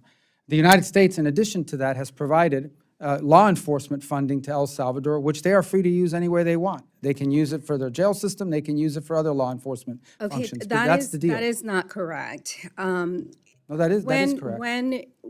But those agreements did include giving MS-13 gang members to El Salvador at their request, right? We turned over a gang member who committed a murder in the U.S. without allowing for our judicial system to try him, to give some justice to that family of that murdered victim. But we sent him to El Salvador because Bukele requested him, because it is in his best interest to hide his ties with MS-13 gang members. So do the agreements to send migrants to El Salvador contain provisions saying that the U.S. retains any future control over the individuals transferred? Well, those who are Salvadorian citizens are citizens no. of El Salvador. They're here unlawfully. We- Gang association is a crime in El Salvador, We and he will sent face justice in his home Venezuelans, country. we sent other country nationals to El Salvador. We disappeared them to a prison that is known for torture and inhumane dealings with their imprisoned people. How much U.S. taxpayer money did your department send to Bukele's regime? And Mr. Secretary, I would ask you to answer very briefly, because we have to move Yeah, on. bottom line is, we gave them law enforcement funding as we do for other countries in Central America, and who we sent to them were Trinidad Agua gang members that Venezuela won't take. So we have to send them somewhere else. We don't want them in our country. We don't want these gangbangers in the United States. I agree with you on that. Yeah, Mr. Alford. Thank you, Chairman Diaz. Thank you, Ranking Member. Secretary Rubio, I want to thank you for your efforts to really refocus, as you talked about, the State Department and its foreign aid programs and what their core mission should have been all along, should be now going forward, safeguarding U.S. interests abroad as a first line of defense. And I agree with you wholeheartedly. We must see some return to the United States of America on these programs. Foreign aid is not, never should have been a private charity. While we lap the world in humanitarian aid, we have to make sure that these taxpayer funds are spent in accordance with security needs. That's why Chairman Diaz-Balart and Chairman Cole renamed this subcommittee, National Security Department of State and Related Programs, to better reflect what we're doing here. And that's why I would like to propose to you, sir, that we reorganize the best, most impactful foreign aid programs that remain into national security investment projects. Basically, sir, if it doesn't have to do with our national security interests, we shouldn't be spending taxpayer money on it. A lot of those things fall into this bucket, though, sir, of national security investment projects. In Jordan, we were in Jordan last October. I was honored to go with Ms. DeLauro and Chairman Cole on this congressional delegation trip. There's a desalination plant that takes water out of the Red Sea. As you know, we've invested millions of dollars in this, supplies drinking water to Amman, Jordan. That country, as you know, is growing. The parliament is growing number of Muslim Brotherhood members. King Abdullah, we met with him, and he's very concerned about the state of that country.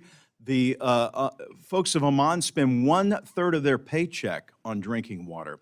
And so it's in our national interest, I feel, projects like these to go forward. So these friends of ours that we rely on, and they rely on us, can have great relationships. But, as you know, this whole program's gotten screwed up. We spent $50,000 in taxpayers' money to fund transgender opera in Colombia, $2 million for sex changes and LGBTQ activism in Guatemala, $70,000 for a DI musical in Ireland. Mr. Secretary, we're getting a handle on how this all happened, okay? I'm still trying to get my head wrapped around this. How did we get this screwed up with these programs? How do we keep it from happening again, sir?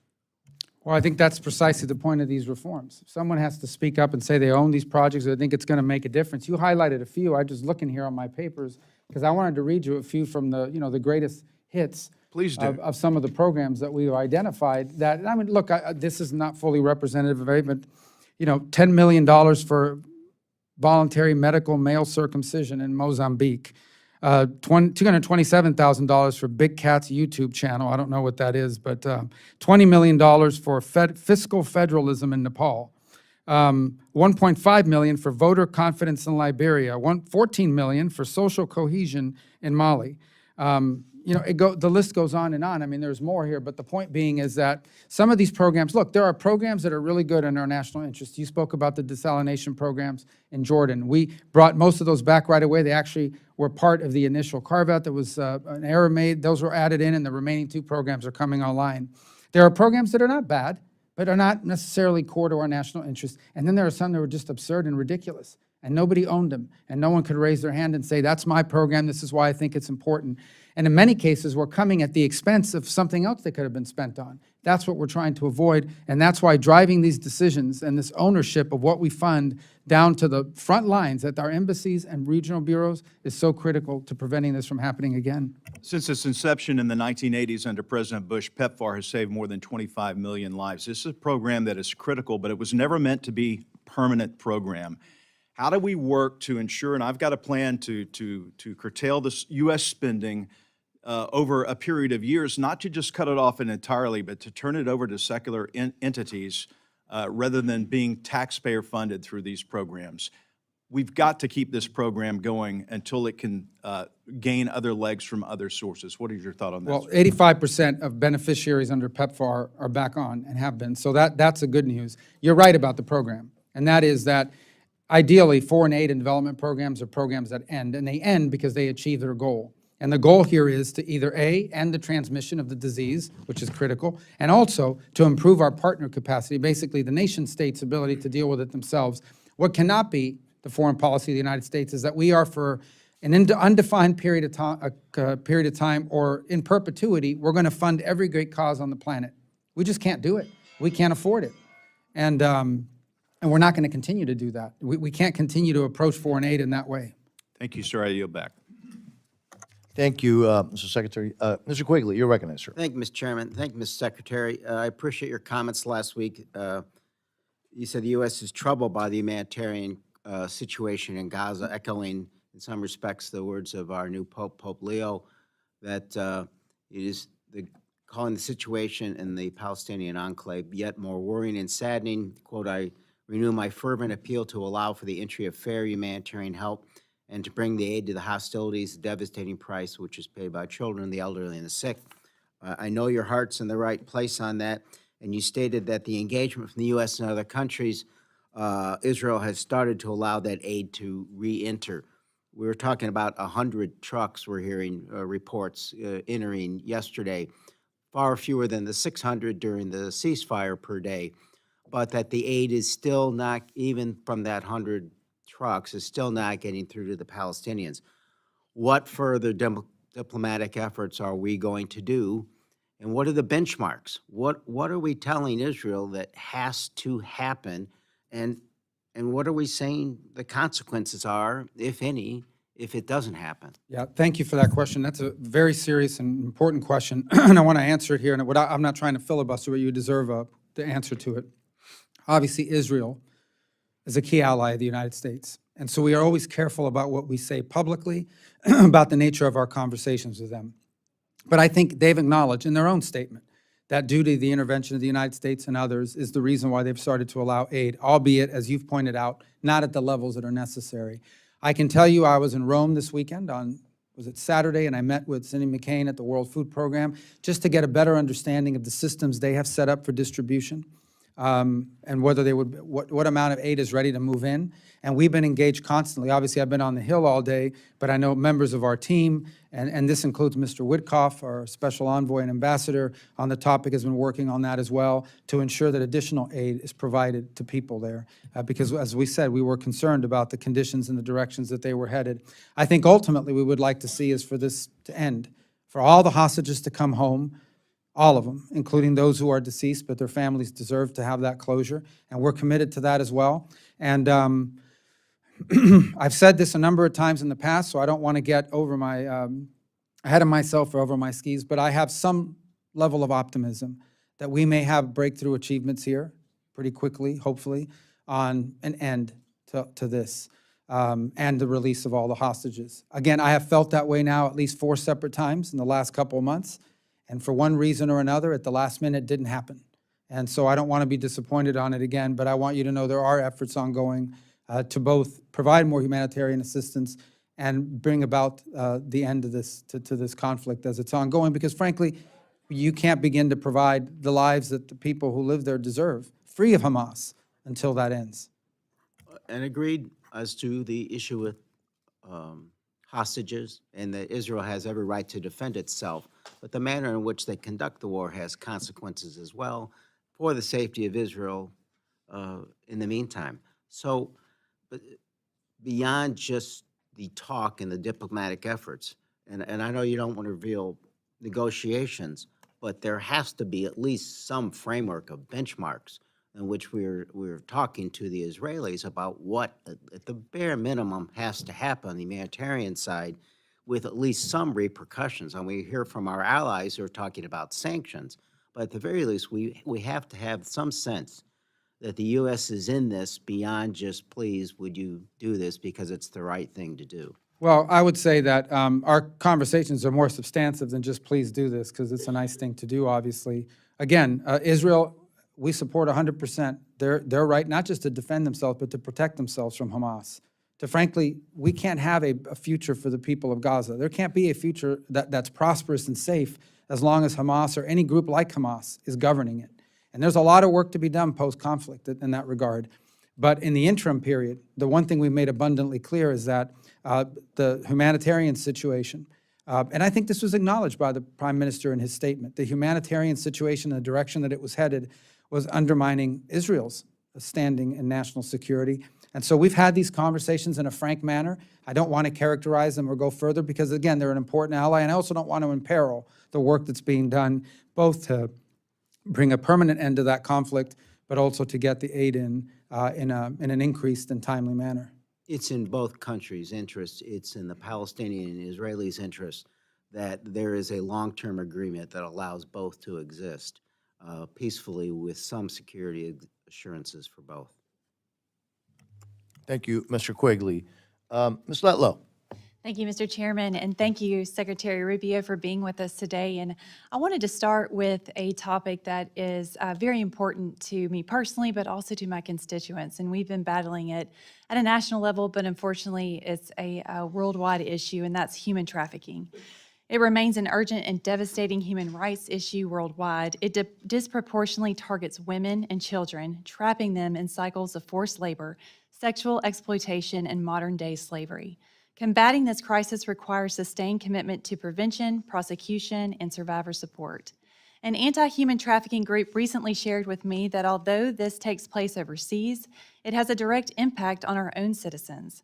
I've learned that human traffickers have forced victims to work in scam call centers, where they are made to target vulnerable Americans, particularly the elderly, with the intent to steal money and commit identity theft.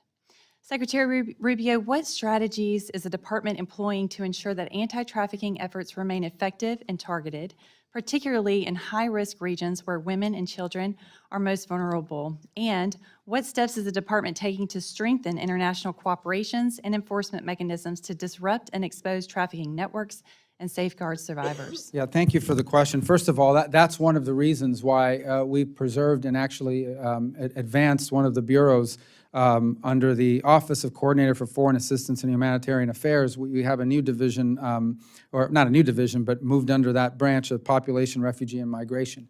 And the key is, we're not in the business, in many cases, some of these programs in the past were about, frankly, accelerating migration, helping people along the migratory path as they came towards the United States. And we want to prevent mass migration because mass migration lends itself to human trafficking. I would argue in many cases mass migration, frankly, is human trafficking because you are getting people, you are charging them money, promising to bring them to the border of the United States, and then committing horrifying atrocities along the way, including in many cases handing those people over at the border to traffickers inside our own country who then tell them they have to pay off their debt by working for them. And this was happening, and it was happening on a consistent and horrifying basis. There's nothing humanitarian, there's nothing compassionate about mass migration. The only people who benefit from mass migration are the traffickers. And so that is one of the things that we want to be able to prevent. I think you also see, obviously, the opportunity to disrupt it at the ground level. I'm very concerned about Haiti, a country that we have seen a long history of not just the abduction of children and young girls, but of people writ large into trafficking networks. And so that's what instability creates in places like that. And I think all of our missions around the world already have a mandate, but will have an increased mandate in our view, not just to prevent mass migration, but to identify networks that are preying on vulnerable individuals for purposes of human trafficking. And I would say that there are many countries around the world that have a willingness to tackle it, but don't have the capacity. Right. And then there are other countries, frankly, who look the other way, because it's an industry or it's run by people who have ties to the government, and that needs to be called out as well. Thank you so much. My constituents will appreciate that response. I appreciate the administration's continued commitment to protect life and ensuring that U.S. taxpayer dollars are used responsibly. I also understand the desire to refocus State Department funding towards core priorities like safeguarding our own national security by addressing the spread of infectious diseases abroad that could impact the U.S. and its citizens. As the budget priorities evolve, it may be worth considering how the U.S. health investments align with the broader objective of supporting effective programs that address preventable infectious diseases, improve health outcomes, and save lives, and reduce long-term dependence on external assistance. Programs such as Gavi and PEPFAR, which you discussed earlier, have contributed to these types of goals. Secretary Rubio, with the adjustments in the proposed budget, how is the department planning to reorganize or reprioritize its health resources in a way that reflects the original intent behind these initiatives? Yes, well, I mentioned on the question of PEPFAR already, where we have preserved it. 85% of recipients are now receiving PEPFAR services, and we want to build on the program and improve it because it's one that has strong bipartisan commitment, has been successful, but it needs to be measured not just by how much money we spend, but by the success of empowering local government, the host governments to eventually build their capacity and graduate from the program. In the case of vaccines, we continue to provide vaccine services. What we have problems with is a number of these international organizations like Gavi and others and the way they've conducted themselves. I would extend to that the way the World Health Organization behaved during the pandemic, where frankly, I think they did not just a poor job, but an outrageous job of covering up for China and the irresponsibility on the Chinese end when that started. So we are looking actively at alternatives to multinational organizations like Gavi to provide the same service, but in a better way, in a way that actually ensures our purpose, which is to prevent disease and instability in other countries. That's encouraging news. Thank you so much. I yield back. Thank you very much. Mr. Subcommittee, you're recognized, sir. Thank you, Mr. Chairman, and thank you, Secretary Rubio, for being here, and thank you for your words, especially at the beginning when you're describing and through the questions on your fast and, I would say, intentional actions in restructuring, refocusing the department and its true mission of expanding American interests around the world. I think that is exactly what we should have been doing for a long time, and you're definitely getting there very, very quickly. I'll start off with this. I represent Arizona's 6th Congressional District, which is along the U.S.-Mexico border. First, I'd like to state how impressed I am with how fast the administration has been able to combat the transnational criminal organizations and secure our southern border. However, low border encounters by CBP are fentanyl crisis continues to ravish many of our communities across the country still. How is your budget request going to prioritize programs for counter-drug initiatives and border security, particularly with relation to fentanyl? Well, we've remained very committed, especially, we've preserved the Bureau of International Narcotics and Law Enforcement at the Assistant Secretary level. That's underneath the broader new directory that we've built on the Undersecretary for International Security. And it's a top priority for many of our partners. I can give you a few examples of places where we think we can make a difference. First, let me say, in full concession, the Mexican government has been probably more cooperative and forward-leaning than at any time that I can recall in my 15 years here, for a couple of reasons. But one, because I think they too identify the cartels as a threat to their government and their national stability. There are parts of Mexico today that are governed by drug cartels, and they recognize the threat that it poses. But I think it's also, and by the way, if you go all down Central America, and country after country, the primary threat they face in Ecuador, in Costa Rica, in Panama to some extent, certainly in Guatemala, is the threat of these transnational organizations that use their countries as transfer routes, and which we seek to help them develop the capability to partner with us and disrupt, and that'll be a priority. In the Caribbean basin, that's also been an issue of grave concern. But primarily what we hear there, one of the things we're working on now with the Department of Homeland Security, the FBI, the ATF, is how can we disrupt the flow of illegal gun shipments, primarily leaving the Miami River in containers, embedded among other things, that's finding its way into the hands of Haitian gangs, gangs in Trinidad, gangs in Jamaica. That's also destabilizing the region in those countries. And what they want, if you talk to our embassies and you talk to those governments, is for us to help them build the law enforcement capacities so that it's foreign aid that ends, because one day they will have the capacity to disrupt it. The Dominican Republic is currently seeking radar systems to be able to detect boats and planes that may be coming to their shores, because they become a very attractive place to bring drugs through, because it quickly can, from there, be shipped into Puerto Rico, and at that point has entered the U.S. and crossed our border. So I think this is an example of where embassy and regional-based policymaking will help us to identify the critical capacity needs that each individual country gets, and then drive our assistance based on what they need, as opposed to what we think they need. That's great to hear, especially on the, and I agree with you on the, we've talked to Coast Guard about that, about the interdictions also of drugs across the ocean. And what you mentioned about the Mexican government, I agree with you. I've worked on that issue for a while, and I've seen a very open willingness from them. I think it's a win-win for both countries to be able to tackle that. In the little time that I have left, and you already covered some of this, I was going to bring up also the situation with the hostages and the interactions with Hamas there, and the hostages remaining, especially the 4 Americans. Israel has successfully destroyed much of Hamas terror capabilities, but the group is not yet defeated, and all hostages are not free. You talked a bit about that, so I'll focus my question really on UNRWA. And does the administration support the continued prohibition on funding of UNRWA?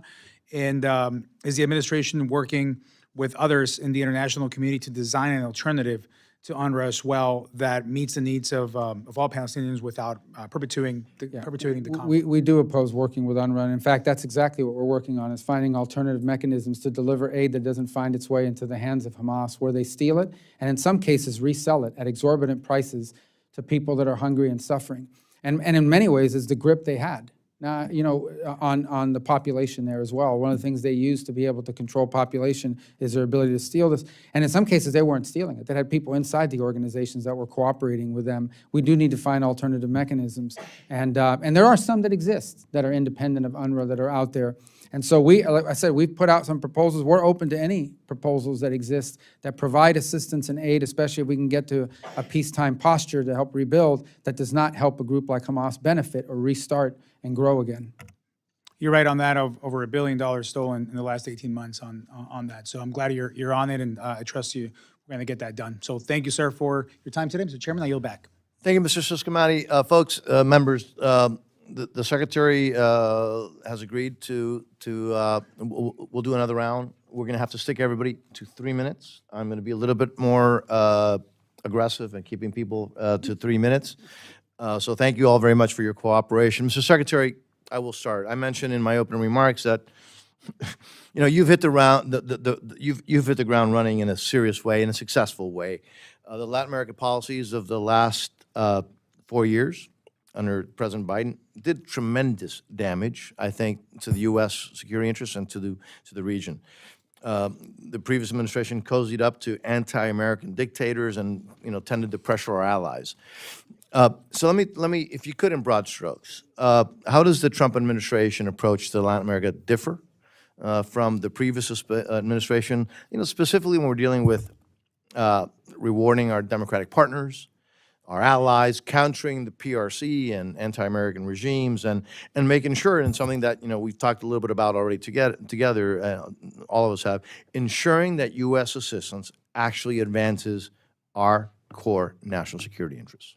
Well, I mean, it first starts by characterizing, we have three kinds of countries in the Western Hemisphere. We have democracies that have elected leaders that are friendly to the United States and want to be friends with us and ally with us, and we need to make sure there's benefits to being an ally of the United States.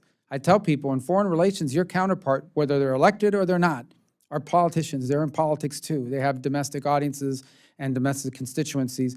They have to be able to go back and show people that being a friend of the United States is beneficial. And this is one of the things that maybe it's aid, sometimes it's trade or commercial relations and the like. There's a second group that is, democratically elected, but not so friendly. We're not seeking to get into conflicts with them per se, but obviously we can't treat them the same as we treat those who are friendly to us. There's benefits to being our friend, and frankly, maybe not as many benefits to not being our friend, but again, that's our national interest. And then there's a third group that are autocracies, Nicaragua, Venezuela, Cuba, that we just simply can't ignore that what's happening there, because in addition to the fact of lack of democracy and the like, they are sources of grave instability. 12% of the Cuban population has abandoned the country in the last year and a half. 8 million Venezuelans have abandoned that country over the last decade, one of the largest migrations in all of human history. And in addition, destabilizing Colombia and other countries in the region. In fact, Venezuela allows a narco-terrorist group to operate within their territory with impunity, constantly threatening the Colombian state. Thank you, Mr. Secretary. Again, leading by example, I'm going to go to the ranking member with still almost half a minute left. All right, well, I'll use your first half minute. Not part of the deal, but good shot. All right, Ms. Frank. I just want to remind the chairman that our president is trying to accept a $400 million plane from a country that funds Hamas. Okay. With that said, this has been a bad day for the women. You've already nixed education and birth control. I do want to ask you about women, peace, and security. That's an act that President Trump signed into law. You were a co-sponsor. Also, the WE Act, which is an economic empowerment act that was actually championed by Ivanka Trump.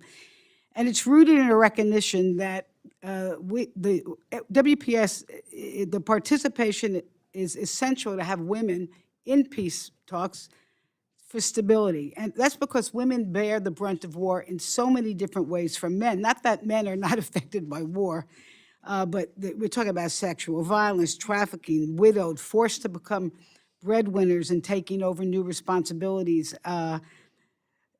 becoming refugees. And so when it comes to trying to figure out what to do, it's very important to have women at the table. The office, the Secretary's office have had what's called the Office of Global Women's Issues in order to implement this law. What worries me right now is, although it looks like your intentions are to scatter this program, but not have a central office with you that's going to oversee this. I think that would be a mistake, and I want to just ask you if we can discuss that, because I can tell you I've spent a lot of time on this issue, and I think it's very, very important that you do not dismantle that particular office. No, and I will engage with you. I know it's important, and I share your commitment on it because I sponsored that and supported that bill as well. So I think the question really is, do we need to have a bureau that's all it does from a global perspective, or is that a function that we should insist each of our regional bureaus prioritize and have someone assigned to working that? Because I do think that while the challenges women face are global, they are different in different parts of the world and in different regions. I assure you, the challenges being faced in the European continent and women are very different than the challenges that they probably face in the Indo-Pacific and or in the African continent or somewhere else. And so I think that what I'm trying to paraphrase what you're saying is you want to make sure that the issue doesn't lose focus because it no longer has a centralized office. I hope I can convince you by interacting with you, that we can stay committed to the goal, but do so at the regional, making it a regional priority as opposed to a one-size goal. Okay, well, I hope we can agree to this, because I don't want you to lose your staff, and I don't want you to lose your staff on all these programs until we can together work and see what's best moving our country forward.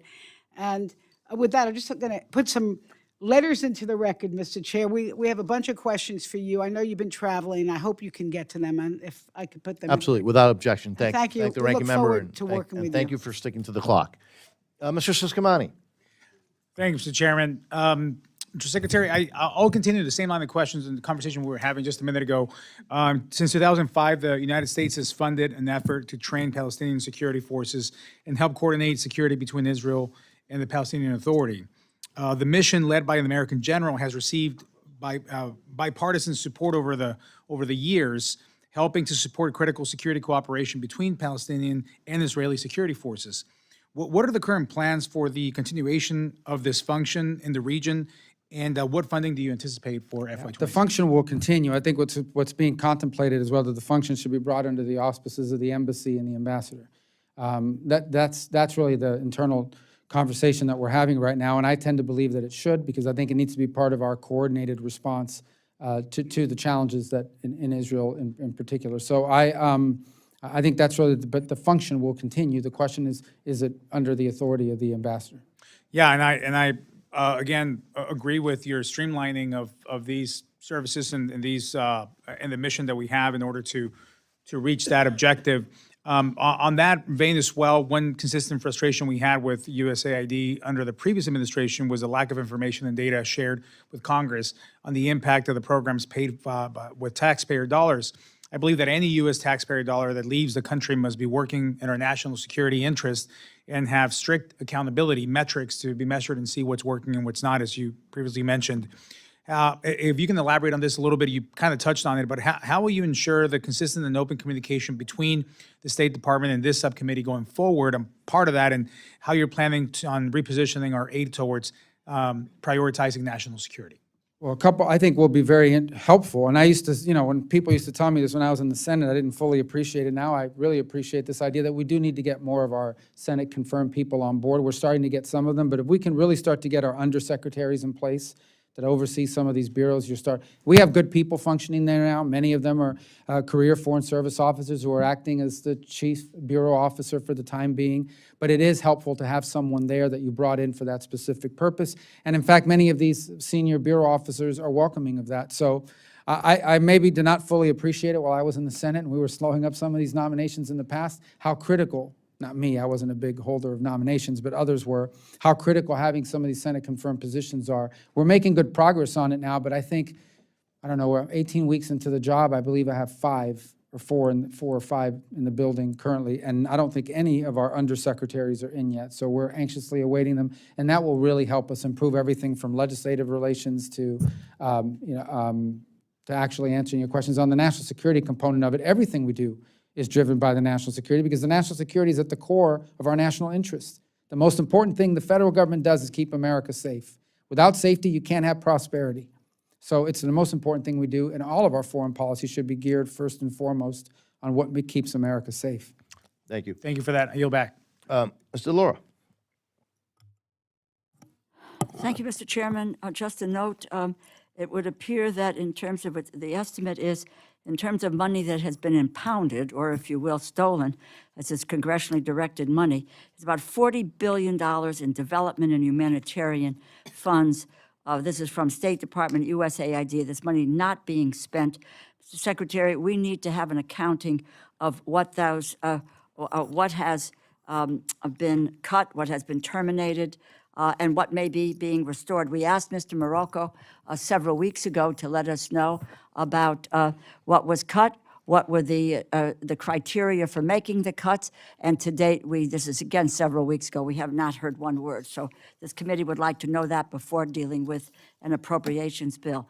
Mr. Secretary, warehouses full of food rations that could feed millions, including the entire population of Gaza for a month and a half, are rotting in warehouses because of this administration's decision to gut U.S. foreign aid structure. Some of the food supply will be incinerated, will expire as soon as July, while children across the world are starving. The administration's haphazard cancellation of contracts and freezing of funds have stopped food aid from getting to the most vulnerable people. World Food Program Director Cindy McCain called me. They ran out of food at WFP, and the Israelis would not open the gates, so the food is there rotting.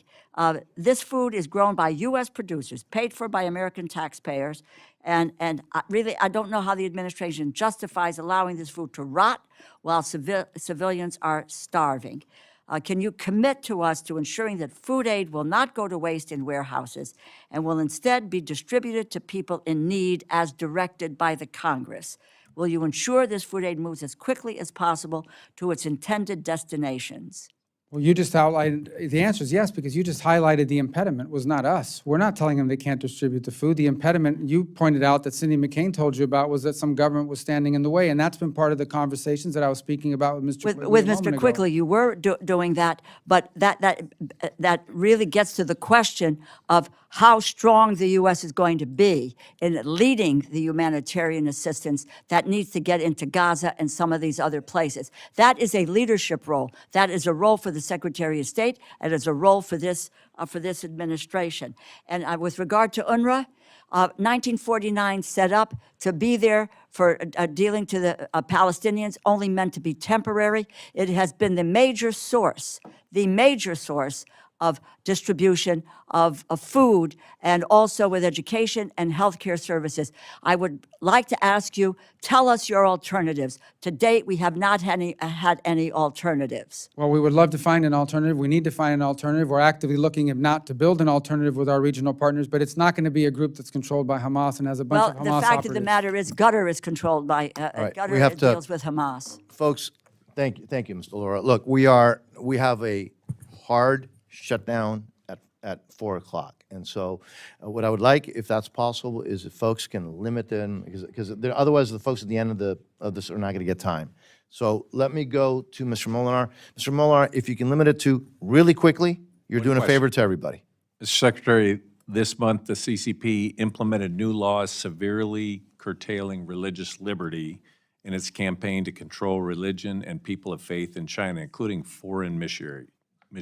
What can the administration do to raise this issue, to ensure that it's clear to the CCP that religious freedom is an inalienable human right and that no one in China should be persecuted for their faith? Yeah, obviously, in the case of China, we have very little influence over their internal politics. It's a repressive communist regime and, the second largest economy in the world, and a powerful government, unfortunately. If you think, but it would be the top priority of our religious freedom Undersecretary and our Assistant Secretary, and all the efforts that we place is calling out anywhere in the world where religious freedom is under duress, particularly in places like this. I'm well aware of the challenges of religious minorities. In fact, the Chinese Communist Party is unfriendly to anything, religion or otherwise, that challenges the authority of the Communist Party.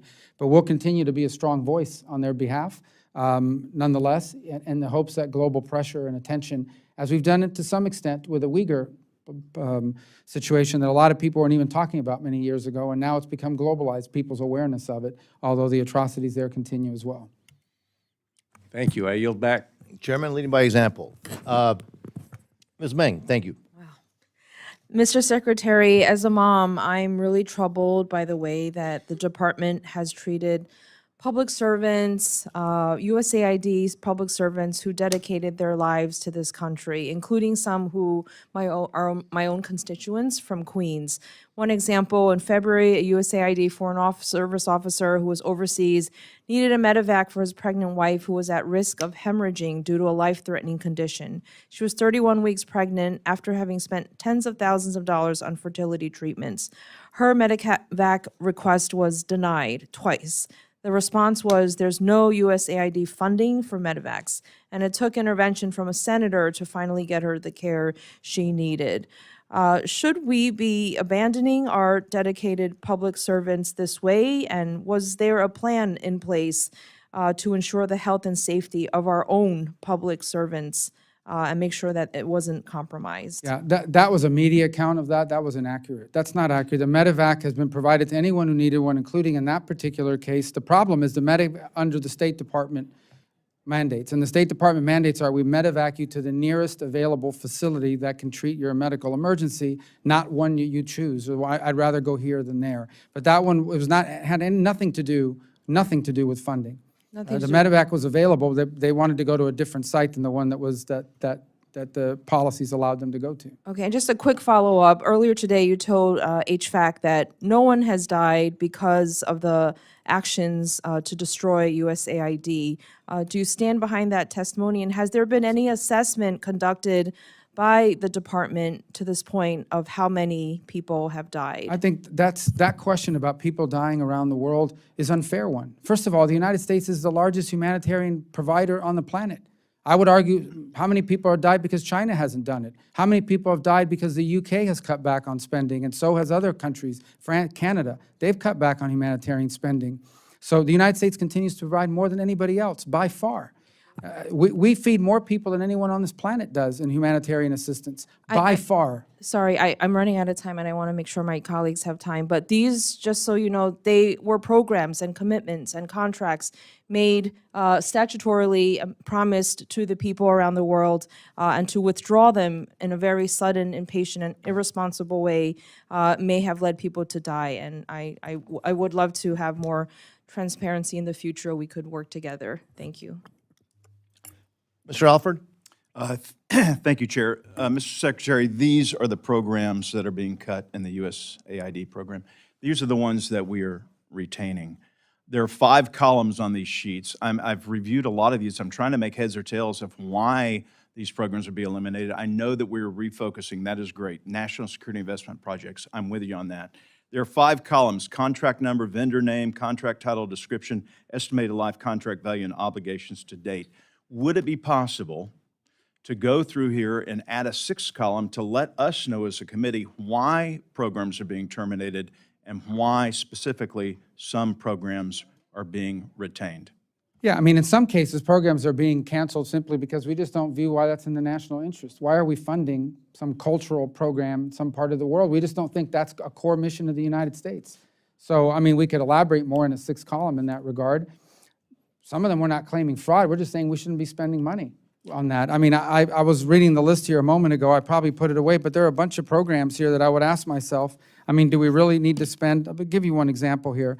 Do we need $7 million for the American Bar Association to promote the resilience of the Eurasian legal sector and civic society?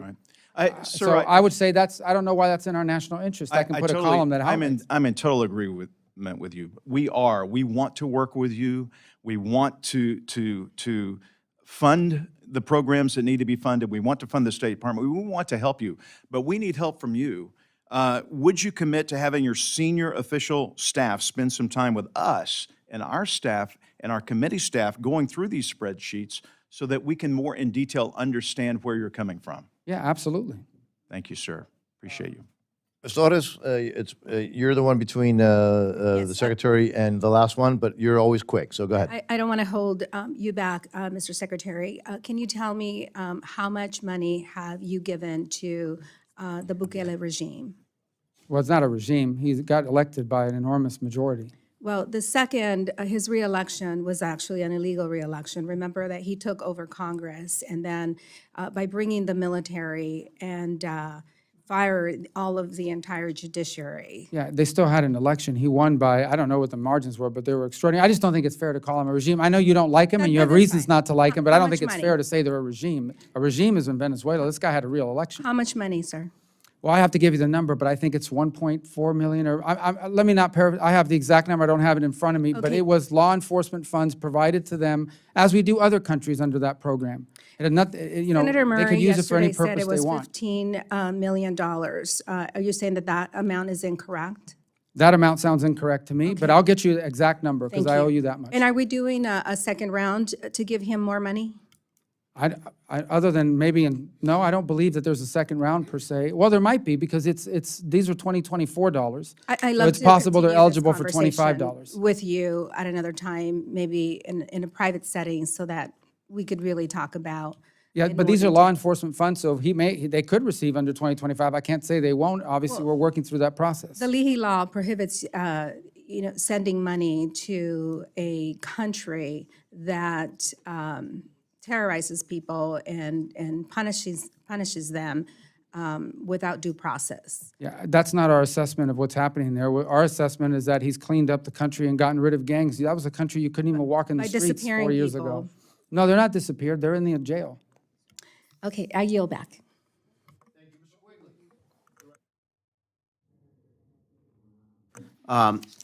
Just in terms of Ukraine, my concern is that when you equate these two powers at the negotiating table, it does seem to diminish the fact that Russia was the aggressor and having been there 5 times since the war started, stood at Bucha at the mass grave and heard accounts of rape and murder and the kidnapping of kids. I just don't hear the administration talking about holding Putin accountable for these things as part of these discussions. And finally recognizing that Putin doesn't seem to have any reason to negotiate in good faith because he has, what, 4 to 6 times the manpower? He treats his troops like cannon fodder. And I think he probably recognized this is an administration that will do another supplemental. So what in the world are we doing to hold him accountable and to actually force him into negotiating in good faith? And again, not rewarding him with de facto land that he currently occupies. And what is it? We're punishing him that he can't have additional land? So what is it we are doing to actually hold him accountable and force him to negotiate in good faith beyond really stern tweets? Yeah, on the second point, those are the details that would have to be worked out in any negotiation. And as I said, he'll have to make concessions, and so will the Ukrainian side. I don't know what those are. We're not going to predetermine what those are. That's why we want him to enter into direct negotiations. We honestly continue to believe we're open to any peace deal, but we think it's very difficult to enter peace negotiations without a ceasefire because something blows up somewhere, some attack happens in the interim, and the negotiations fall apart. On your first question, listen, I sense, and I think we all do, what you're arguing here, okay, about the imbalance in the relationship, by who's the invasion, things of that nature. But the bottom line is this war's been going on for 3 years, and there was no end in sight. And the only way you can end it is you got to be able to bring both sides to the table. And we feel like the president, we know the president was in a unique position to be able to bring both sides to a table and be able to talk to both sides. It may ultimately not work out. It may ultimately not work out, but we have to at least try to make it work. And I think it's the same position, for example, the Vatican has adopted. There's a lot of pressure on the Vatican to condemn the Russians for their, but the way the Vatican has viewed it is, unless we're able to talk to both sides, we have no hope whatsoever of trying to force a If negotiation. there's no impetus on Putin to do anything, he won't do anything, and he will be rewarded. This is more like Chamberlain than someone who's trying to win a Nobel Peace Prize. Chamberlain didn't win a Nobel Peace Prize conceding this and saying, well, this war could be going on for a long time. FDR didn't say, this war's been going on a long time. You know, we're not going to engage and involve. We're just going to see if both sides can work this out. Aggressors like a tyrant like Putin aren't going to listen to goodwill. Well, I understand. I think the goal here is to reach a ceasefire so they can negotiate a broader deal that's fair and frankly sustainable. If it's an unsustainable peace, meaning if it's an unfair, unbalanced peace, it won't be sustainable. And our goal is to get them to that point. I hope we're successful because the alternative is more people will die. I agree.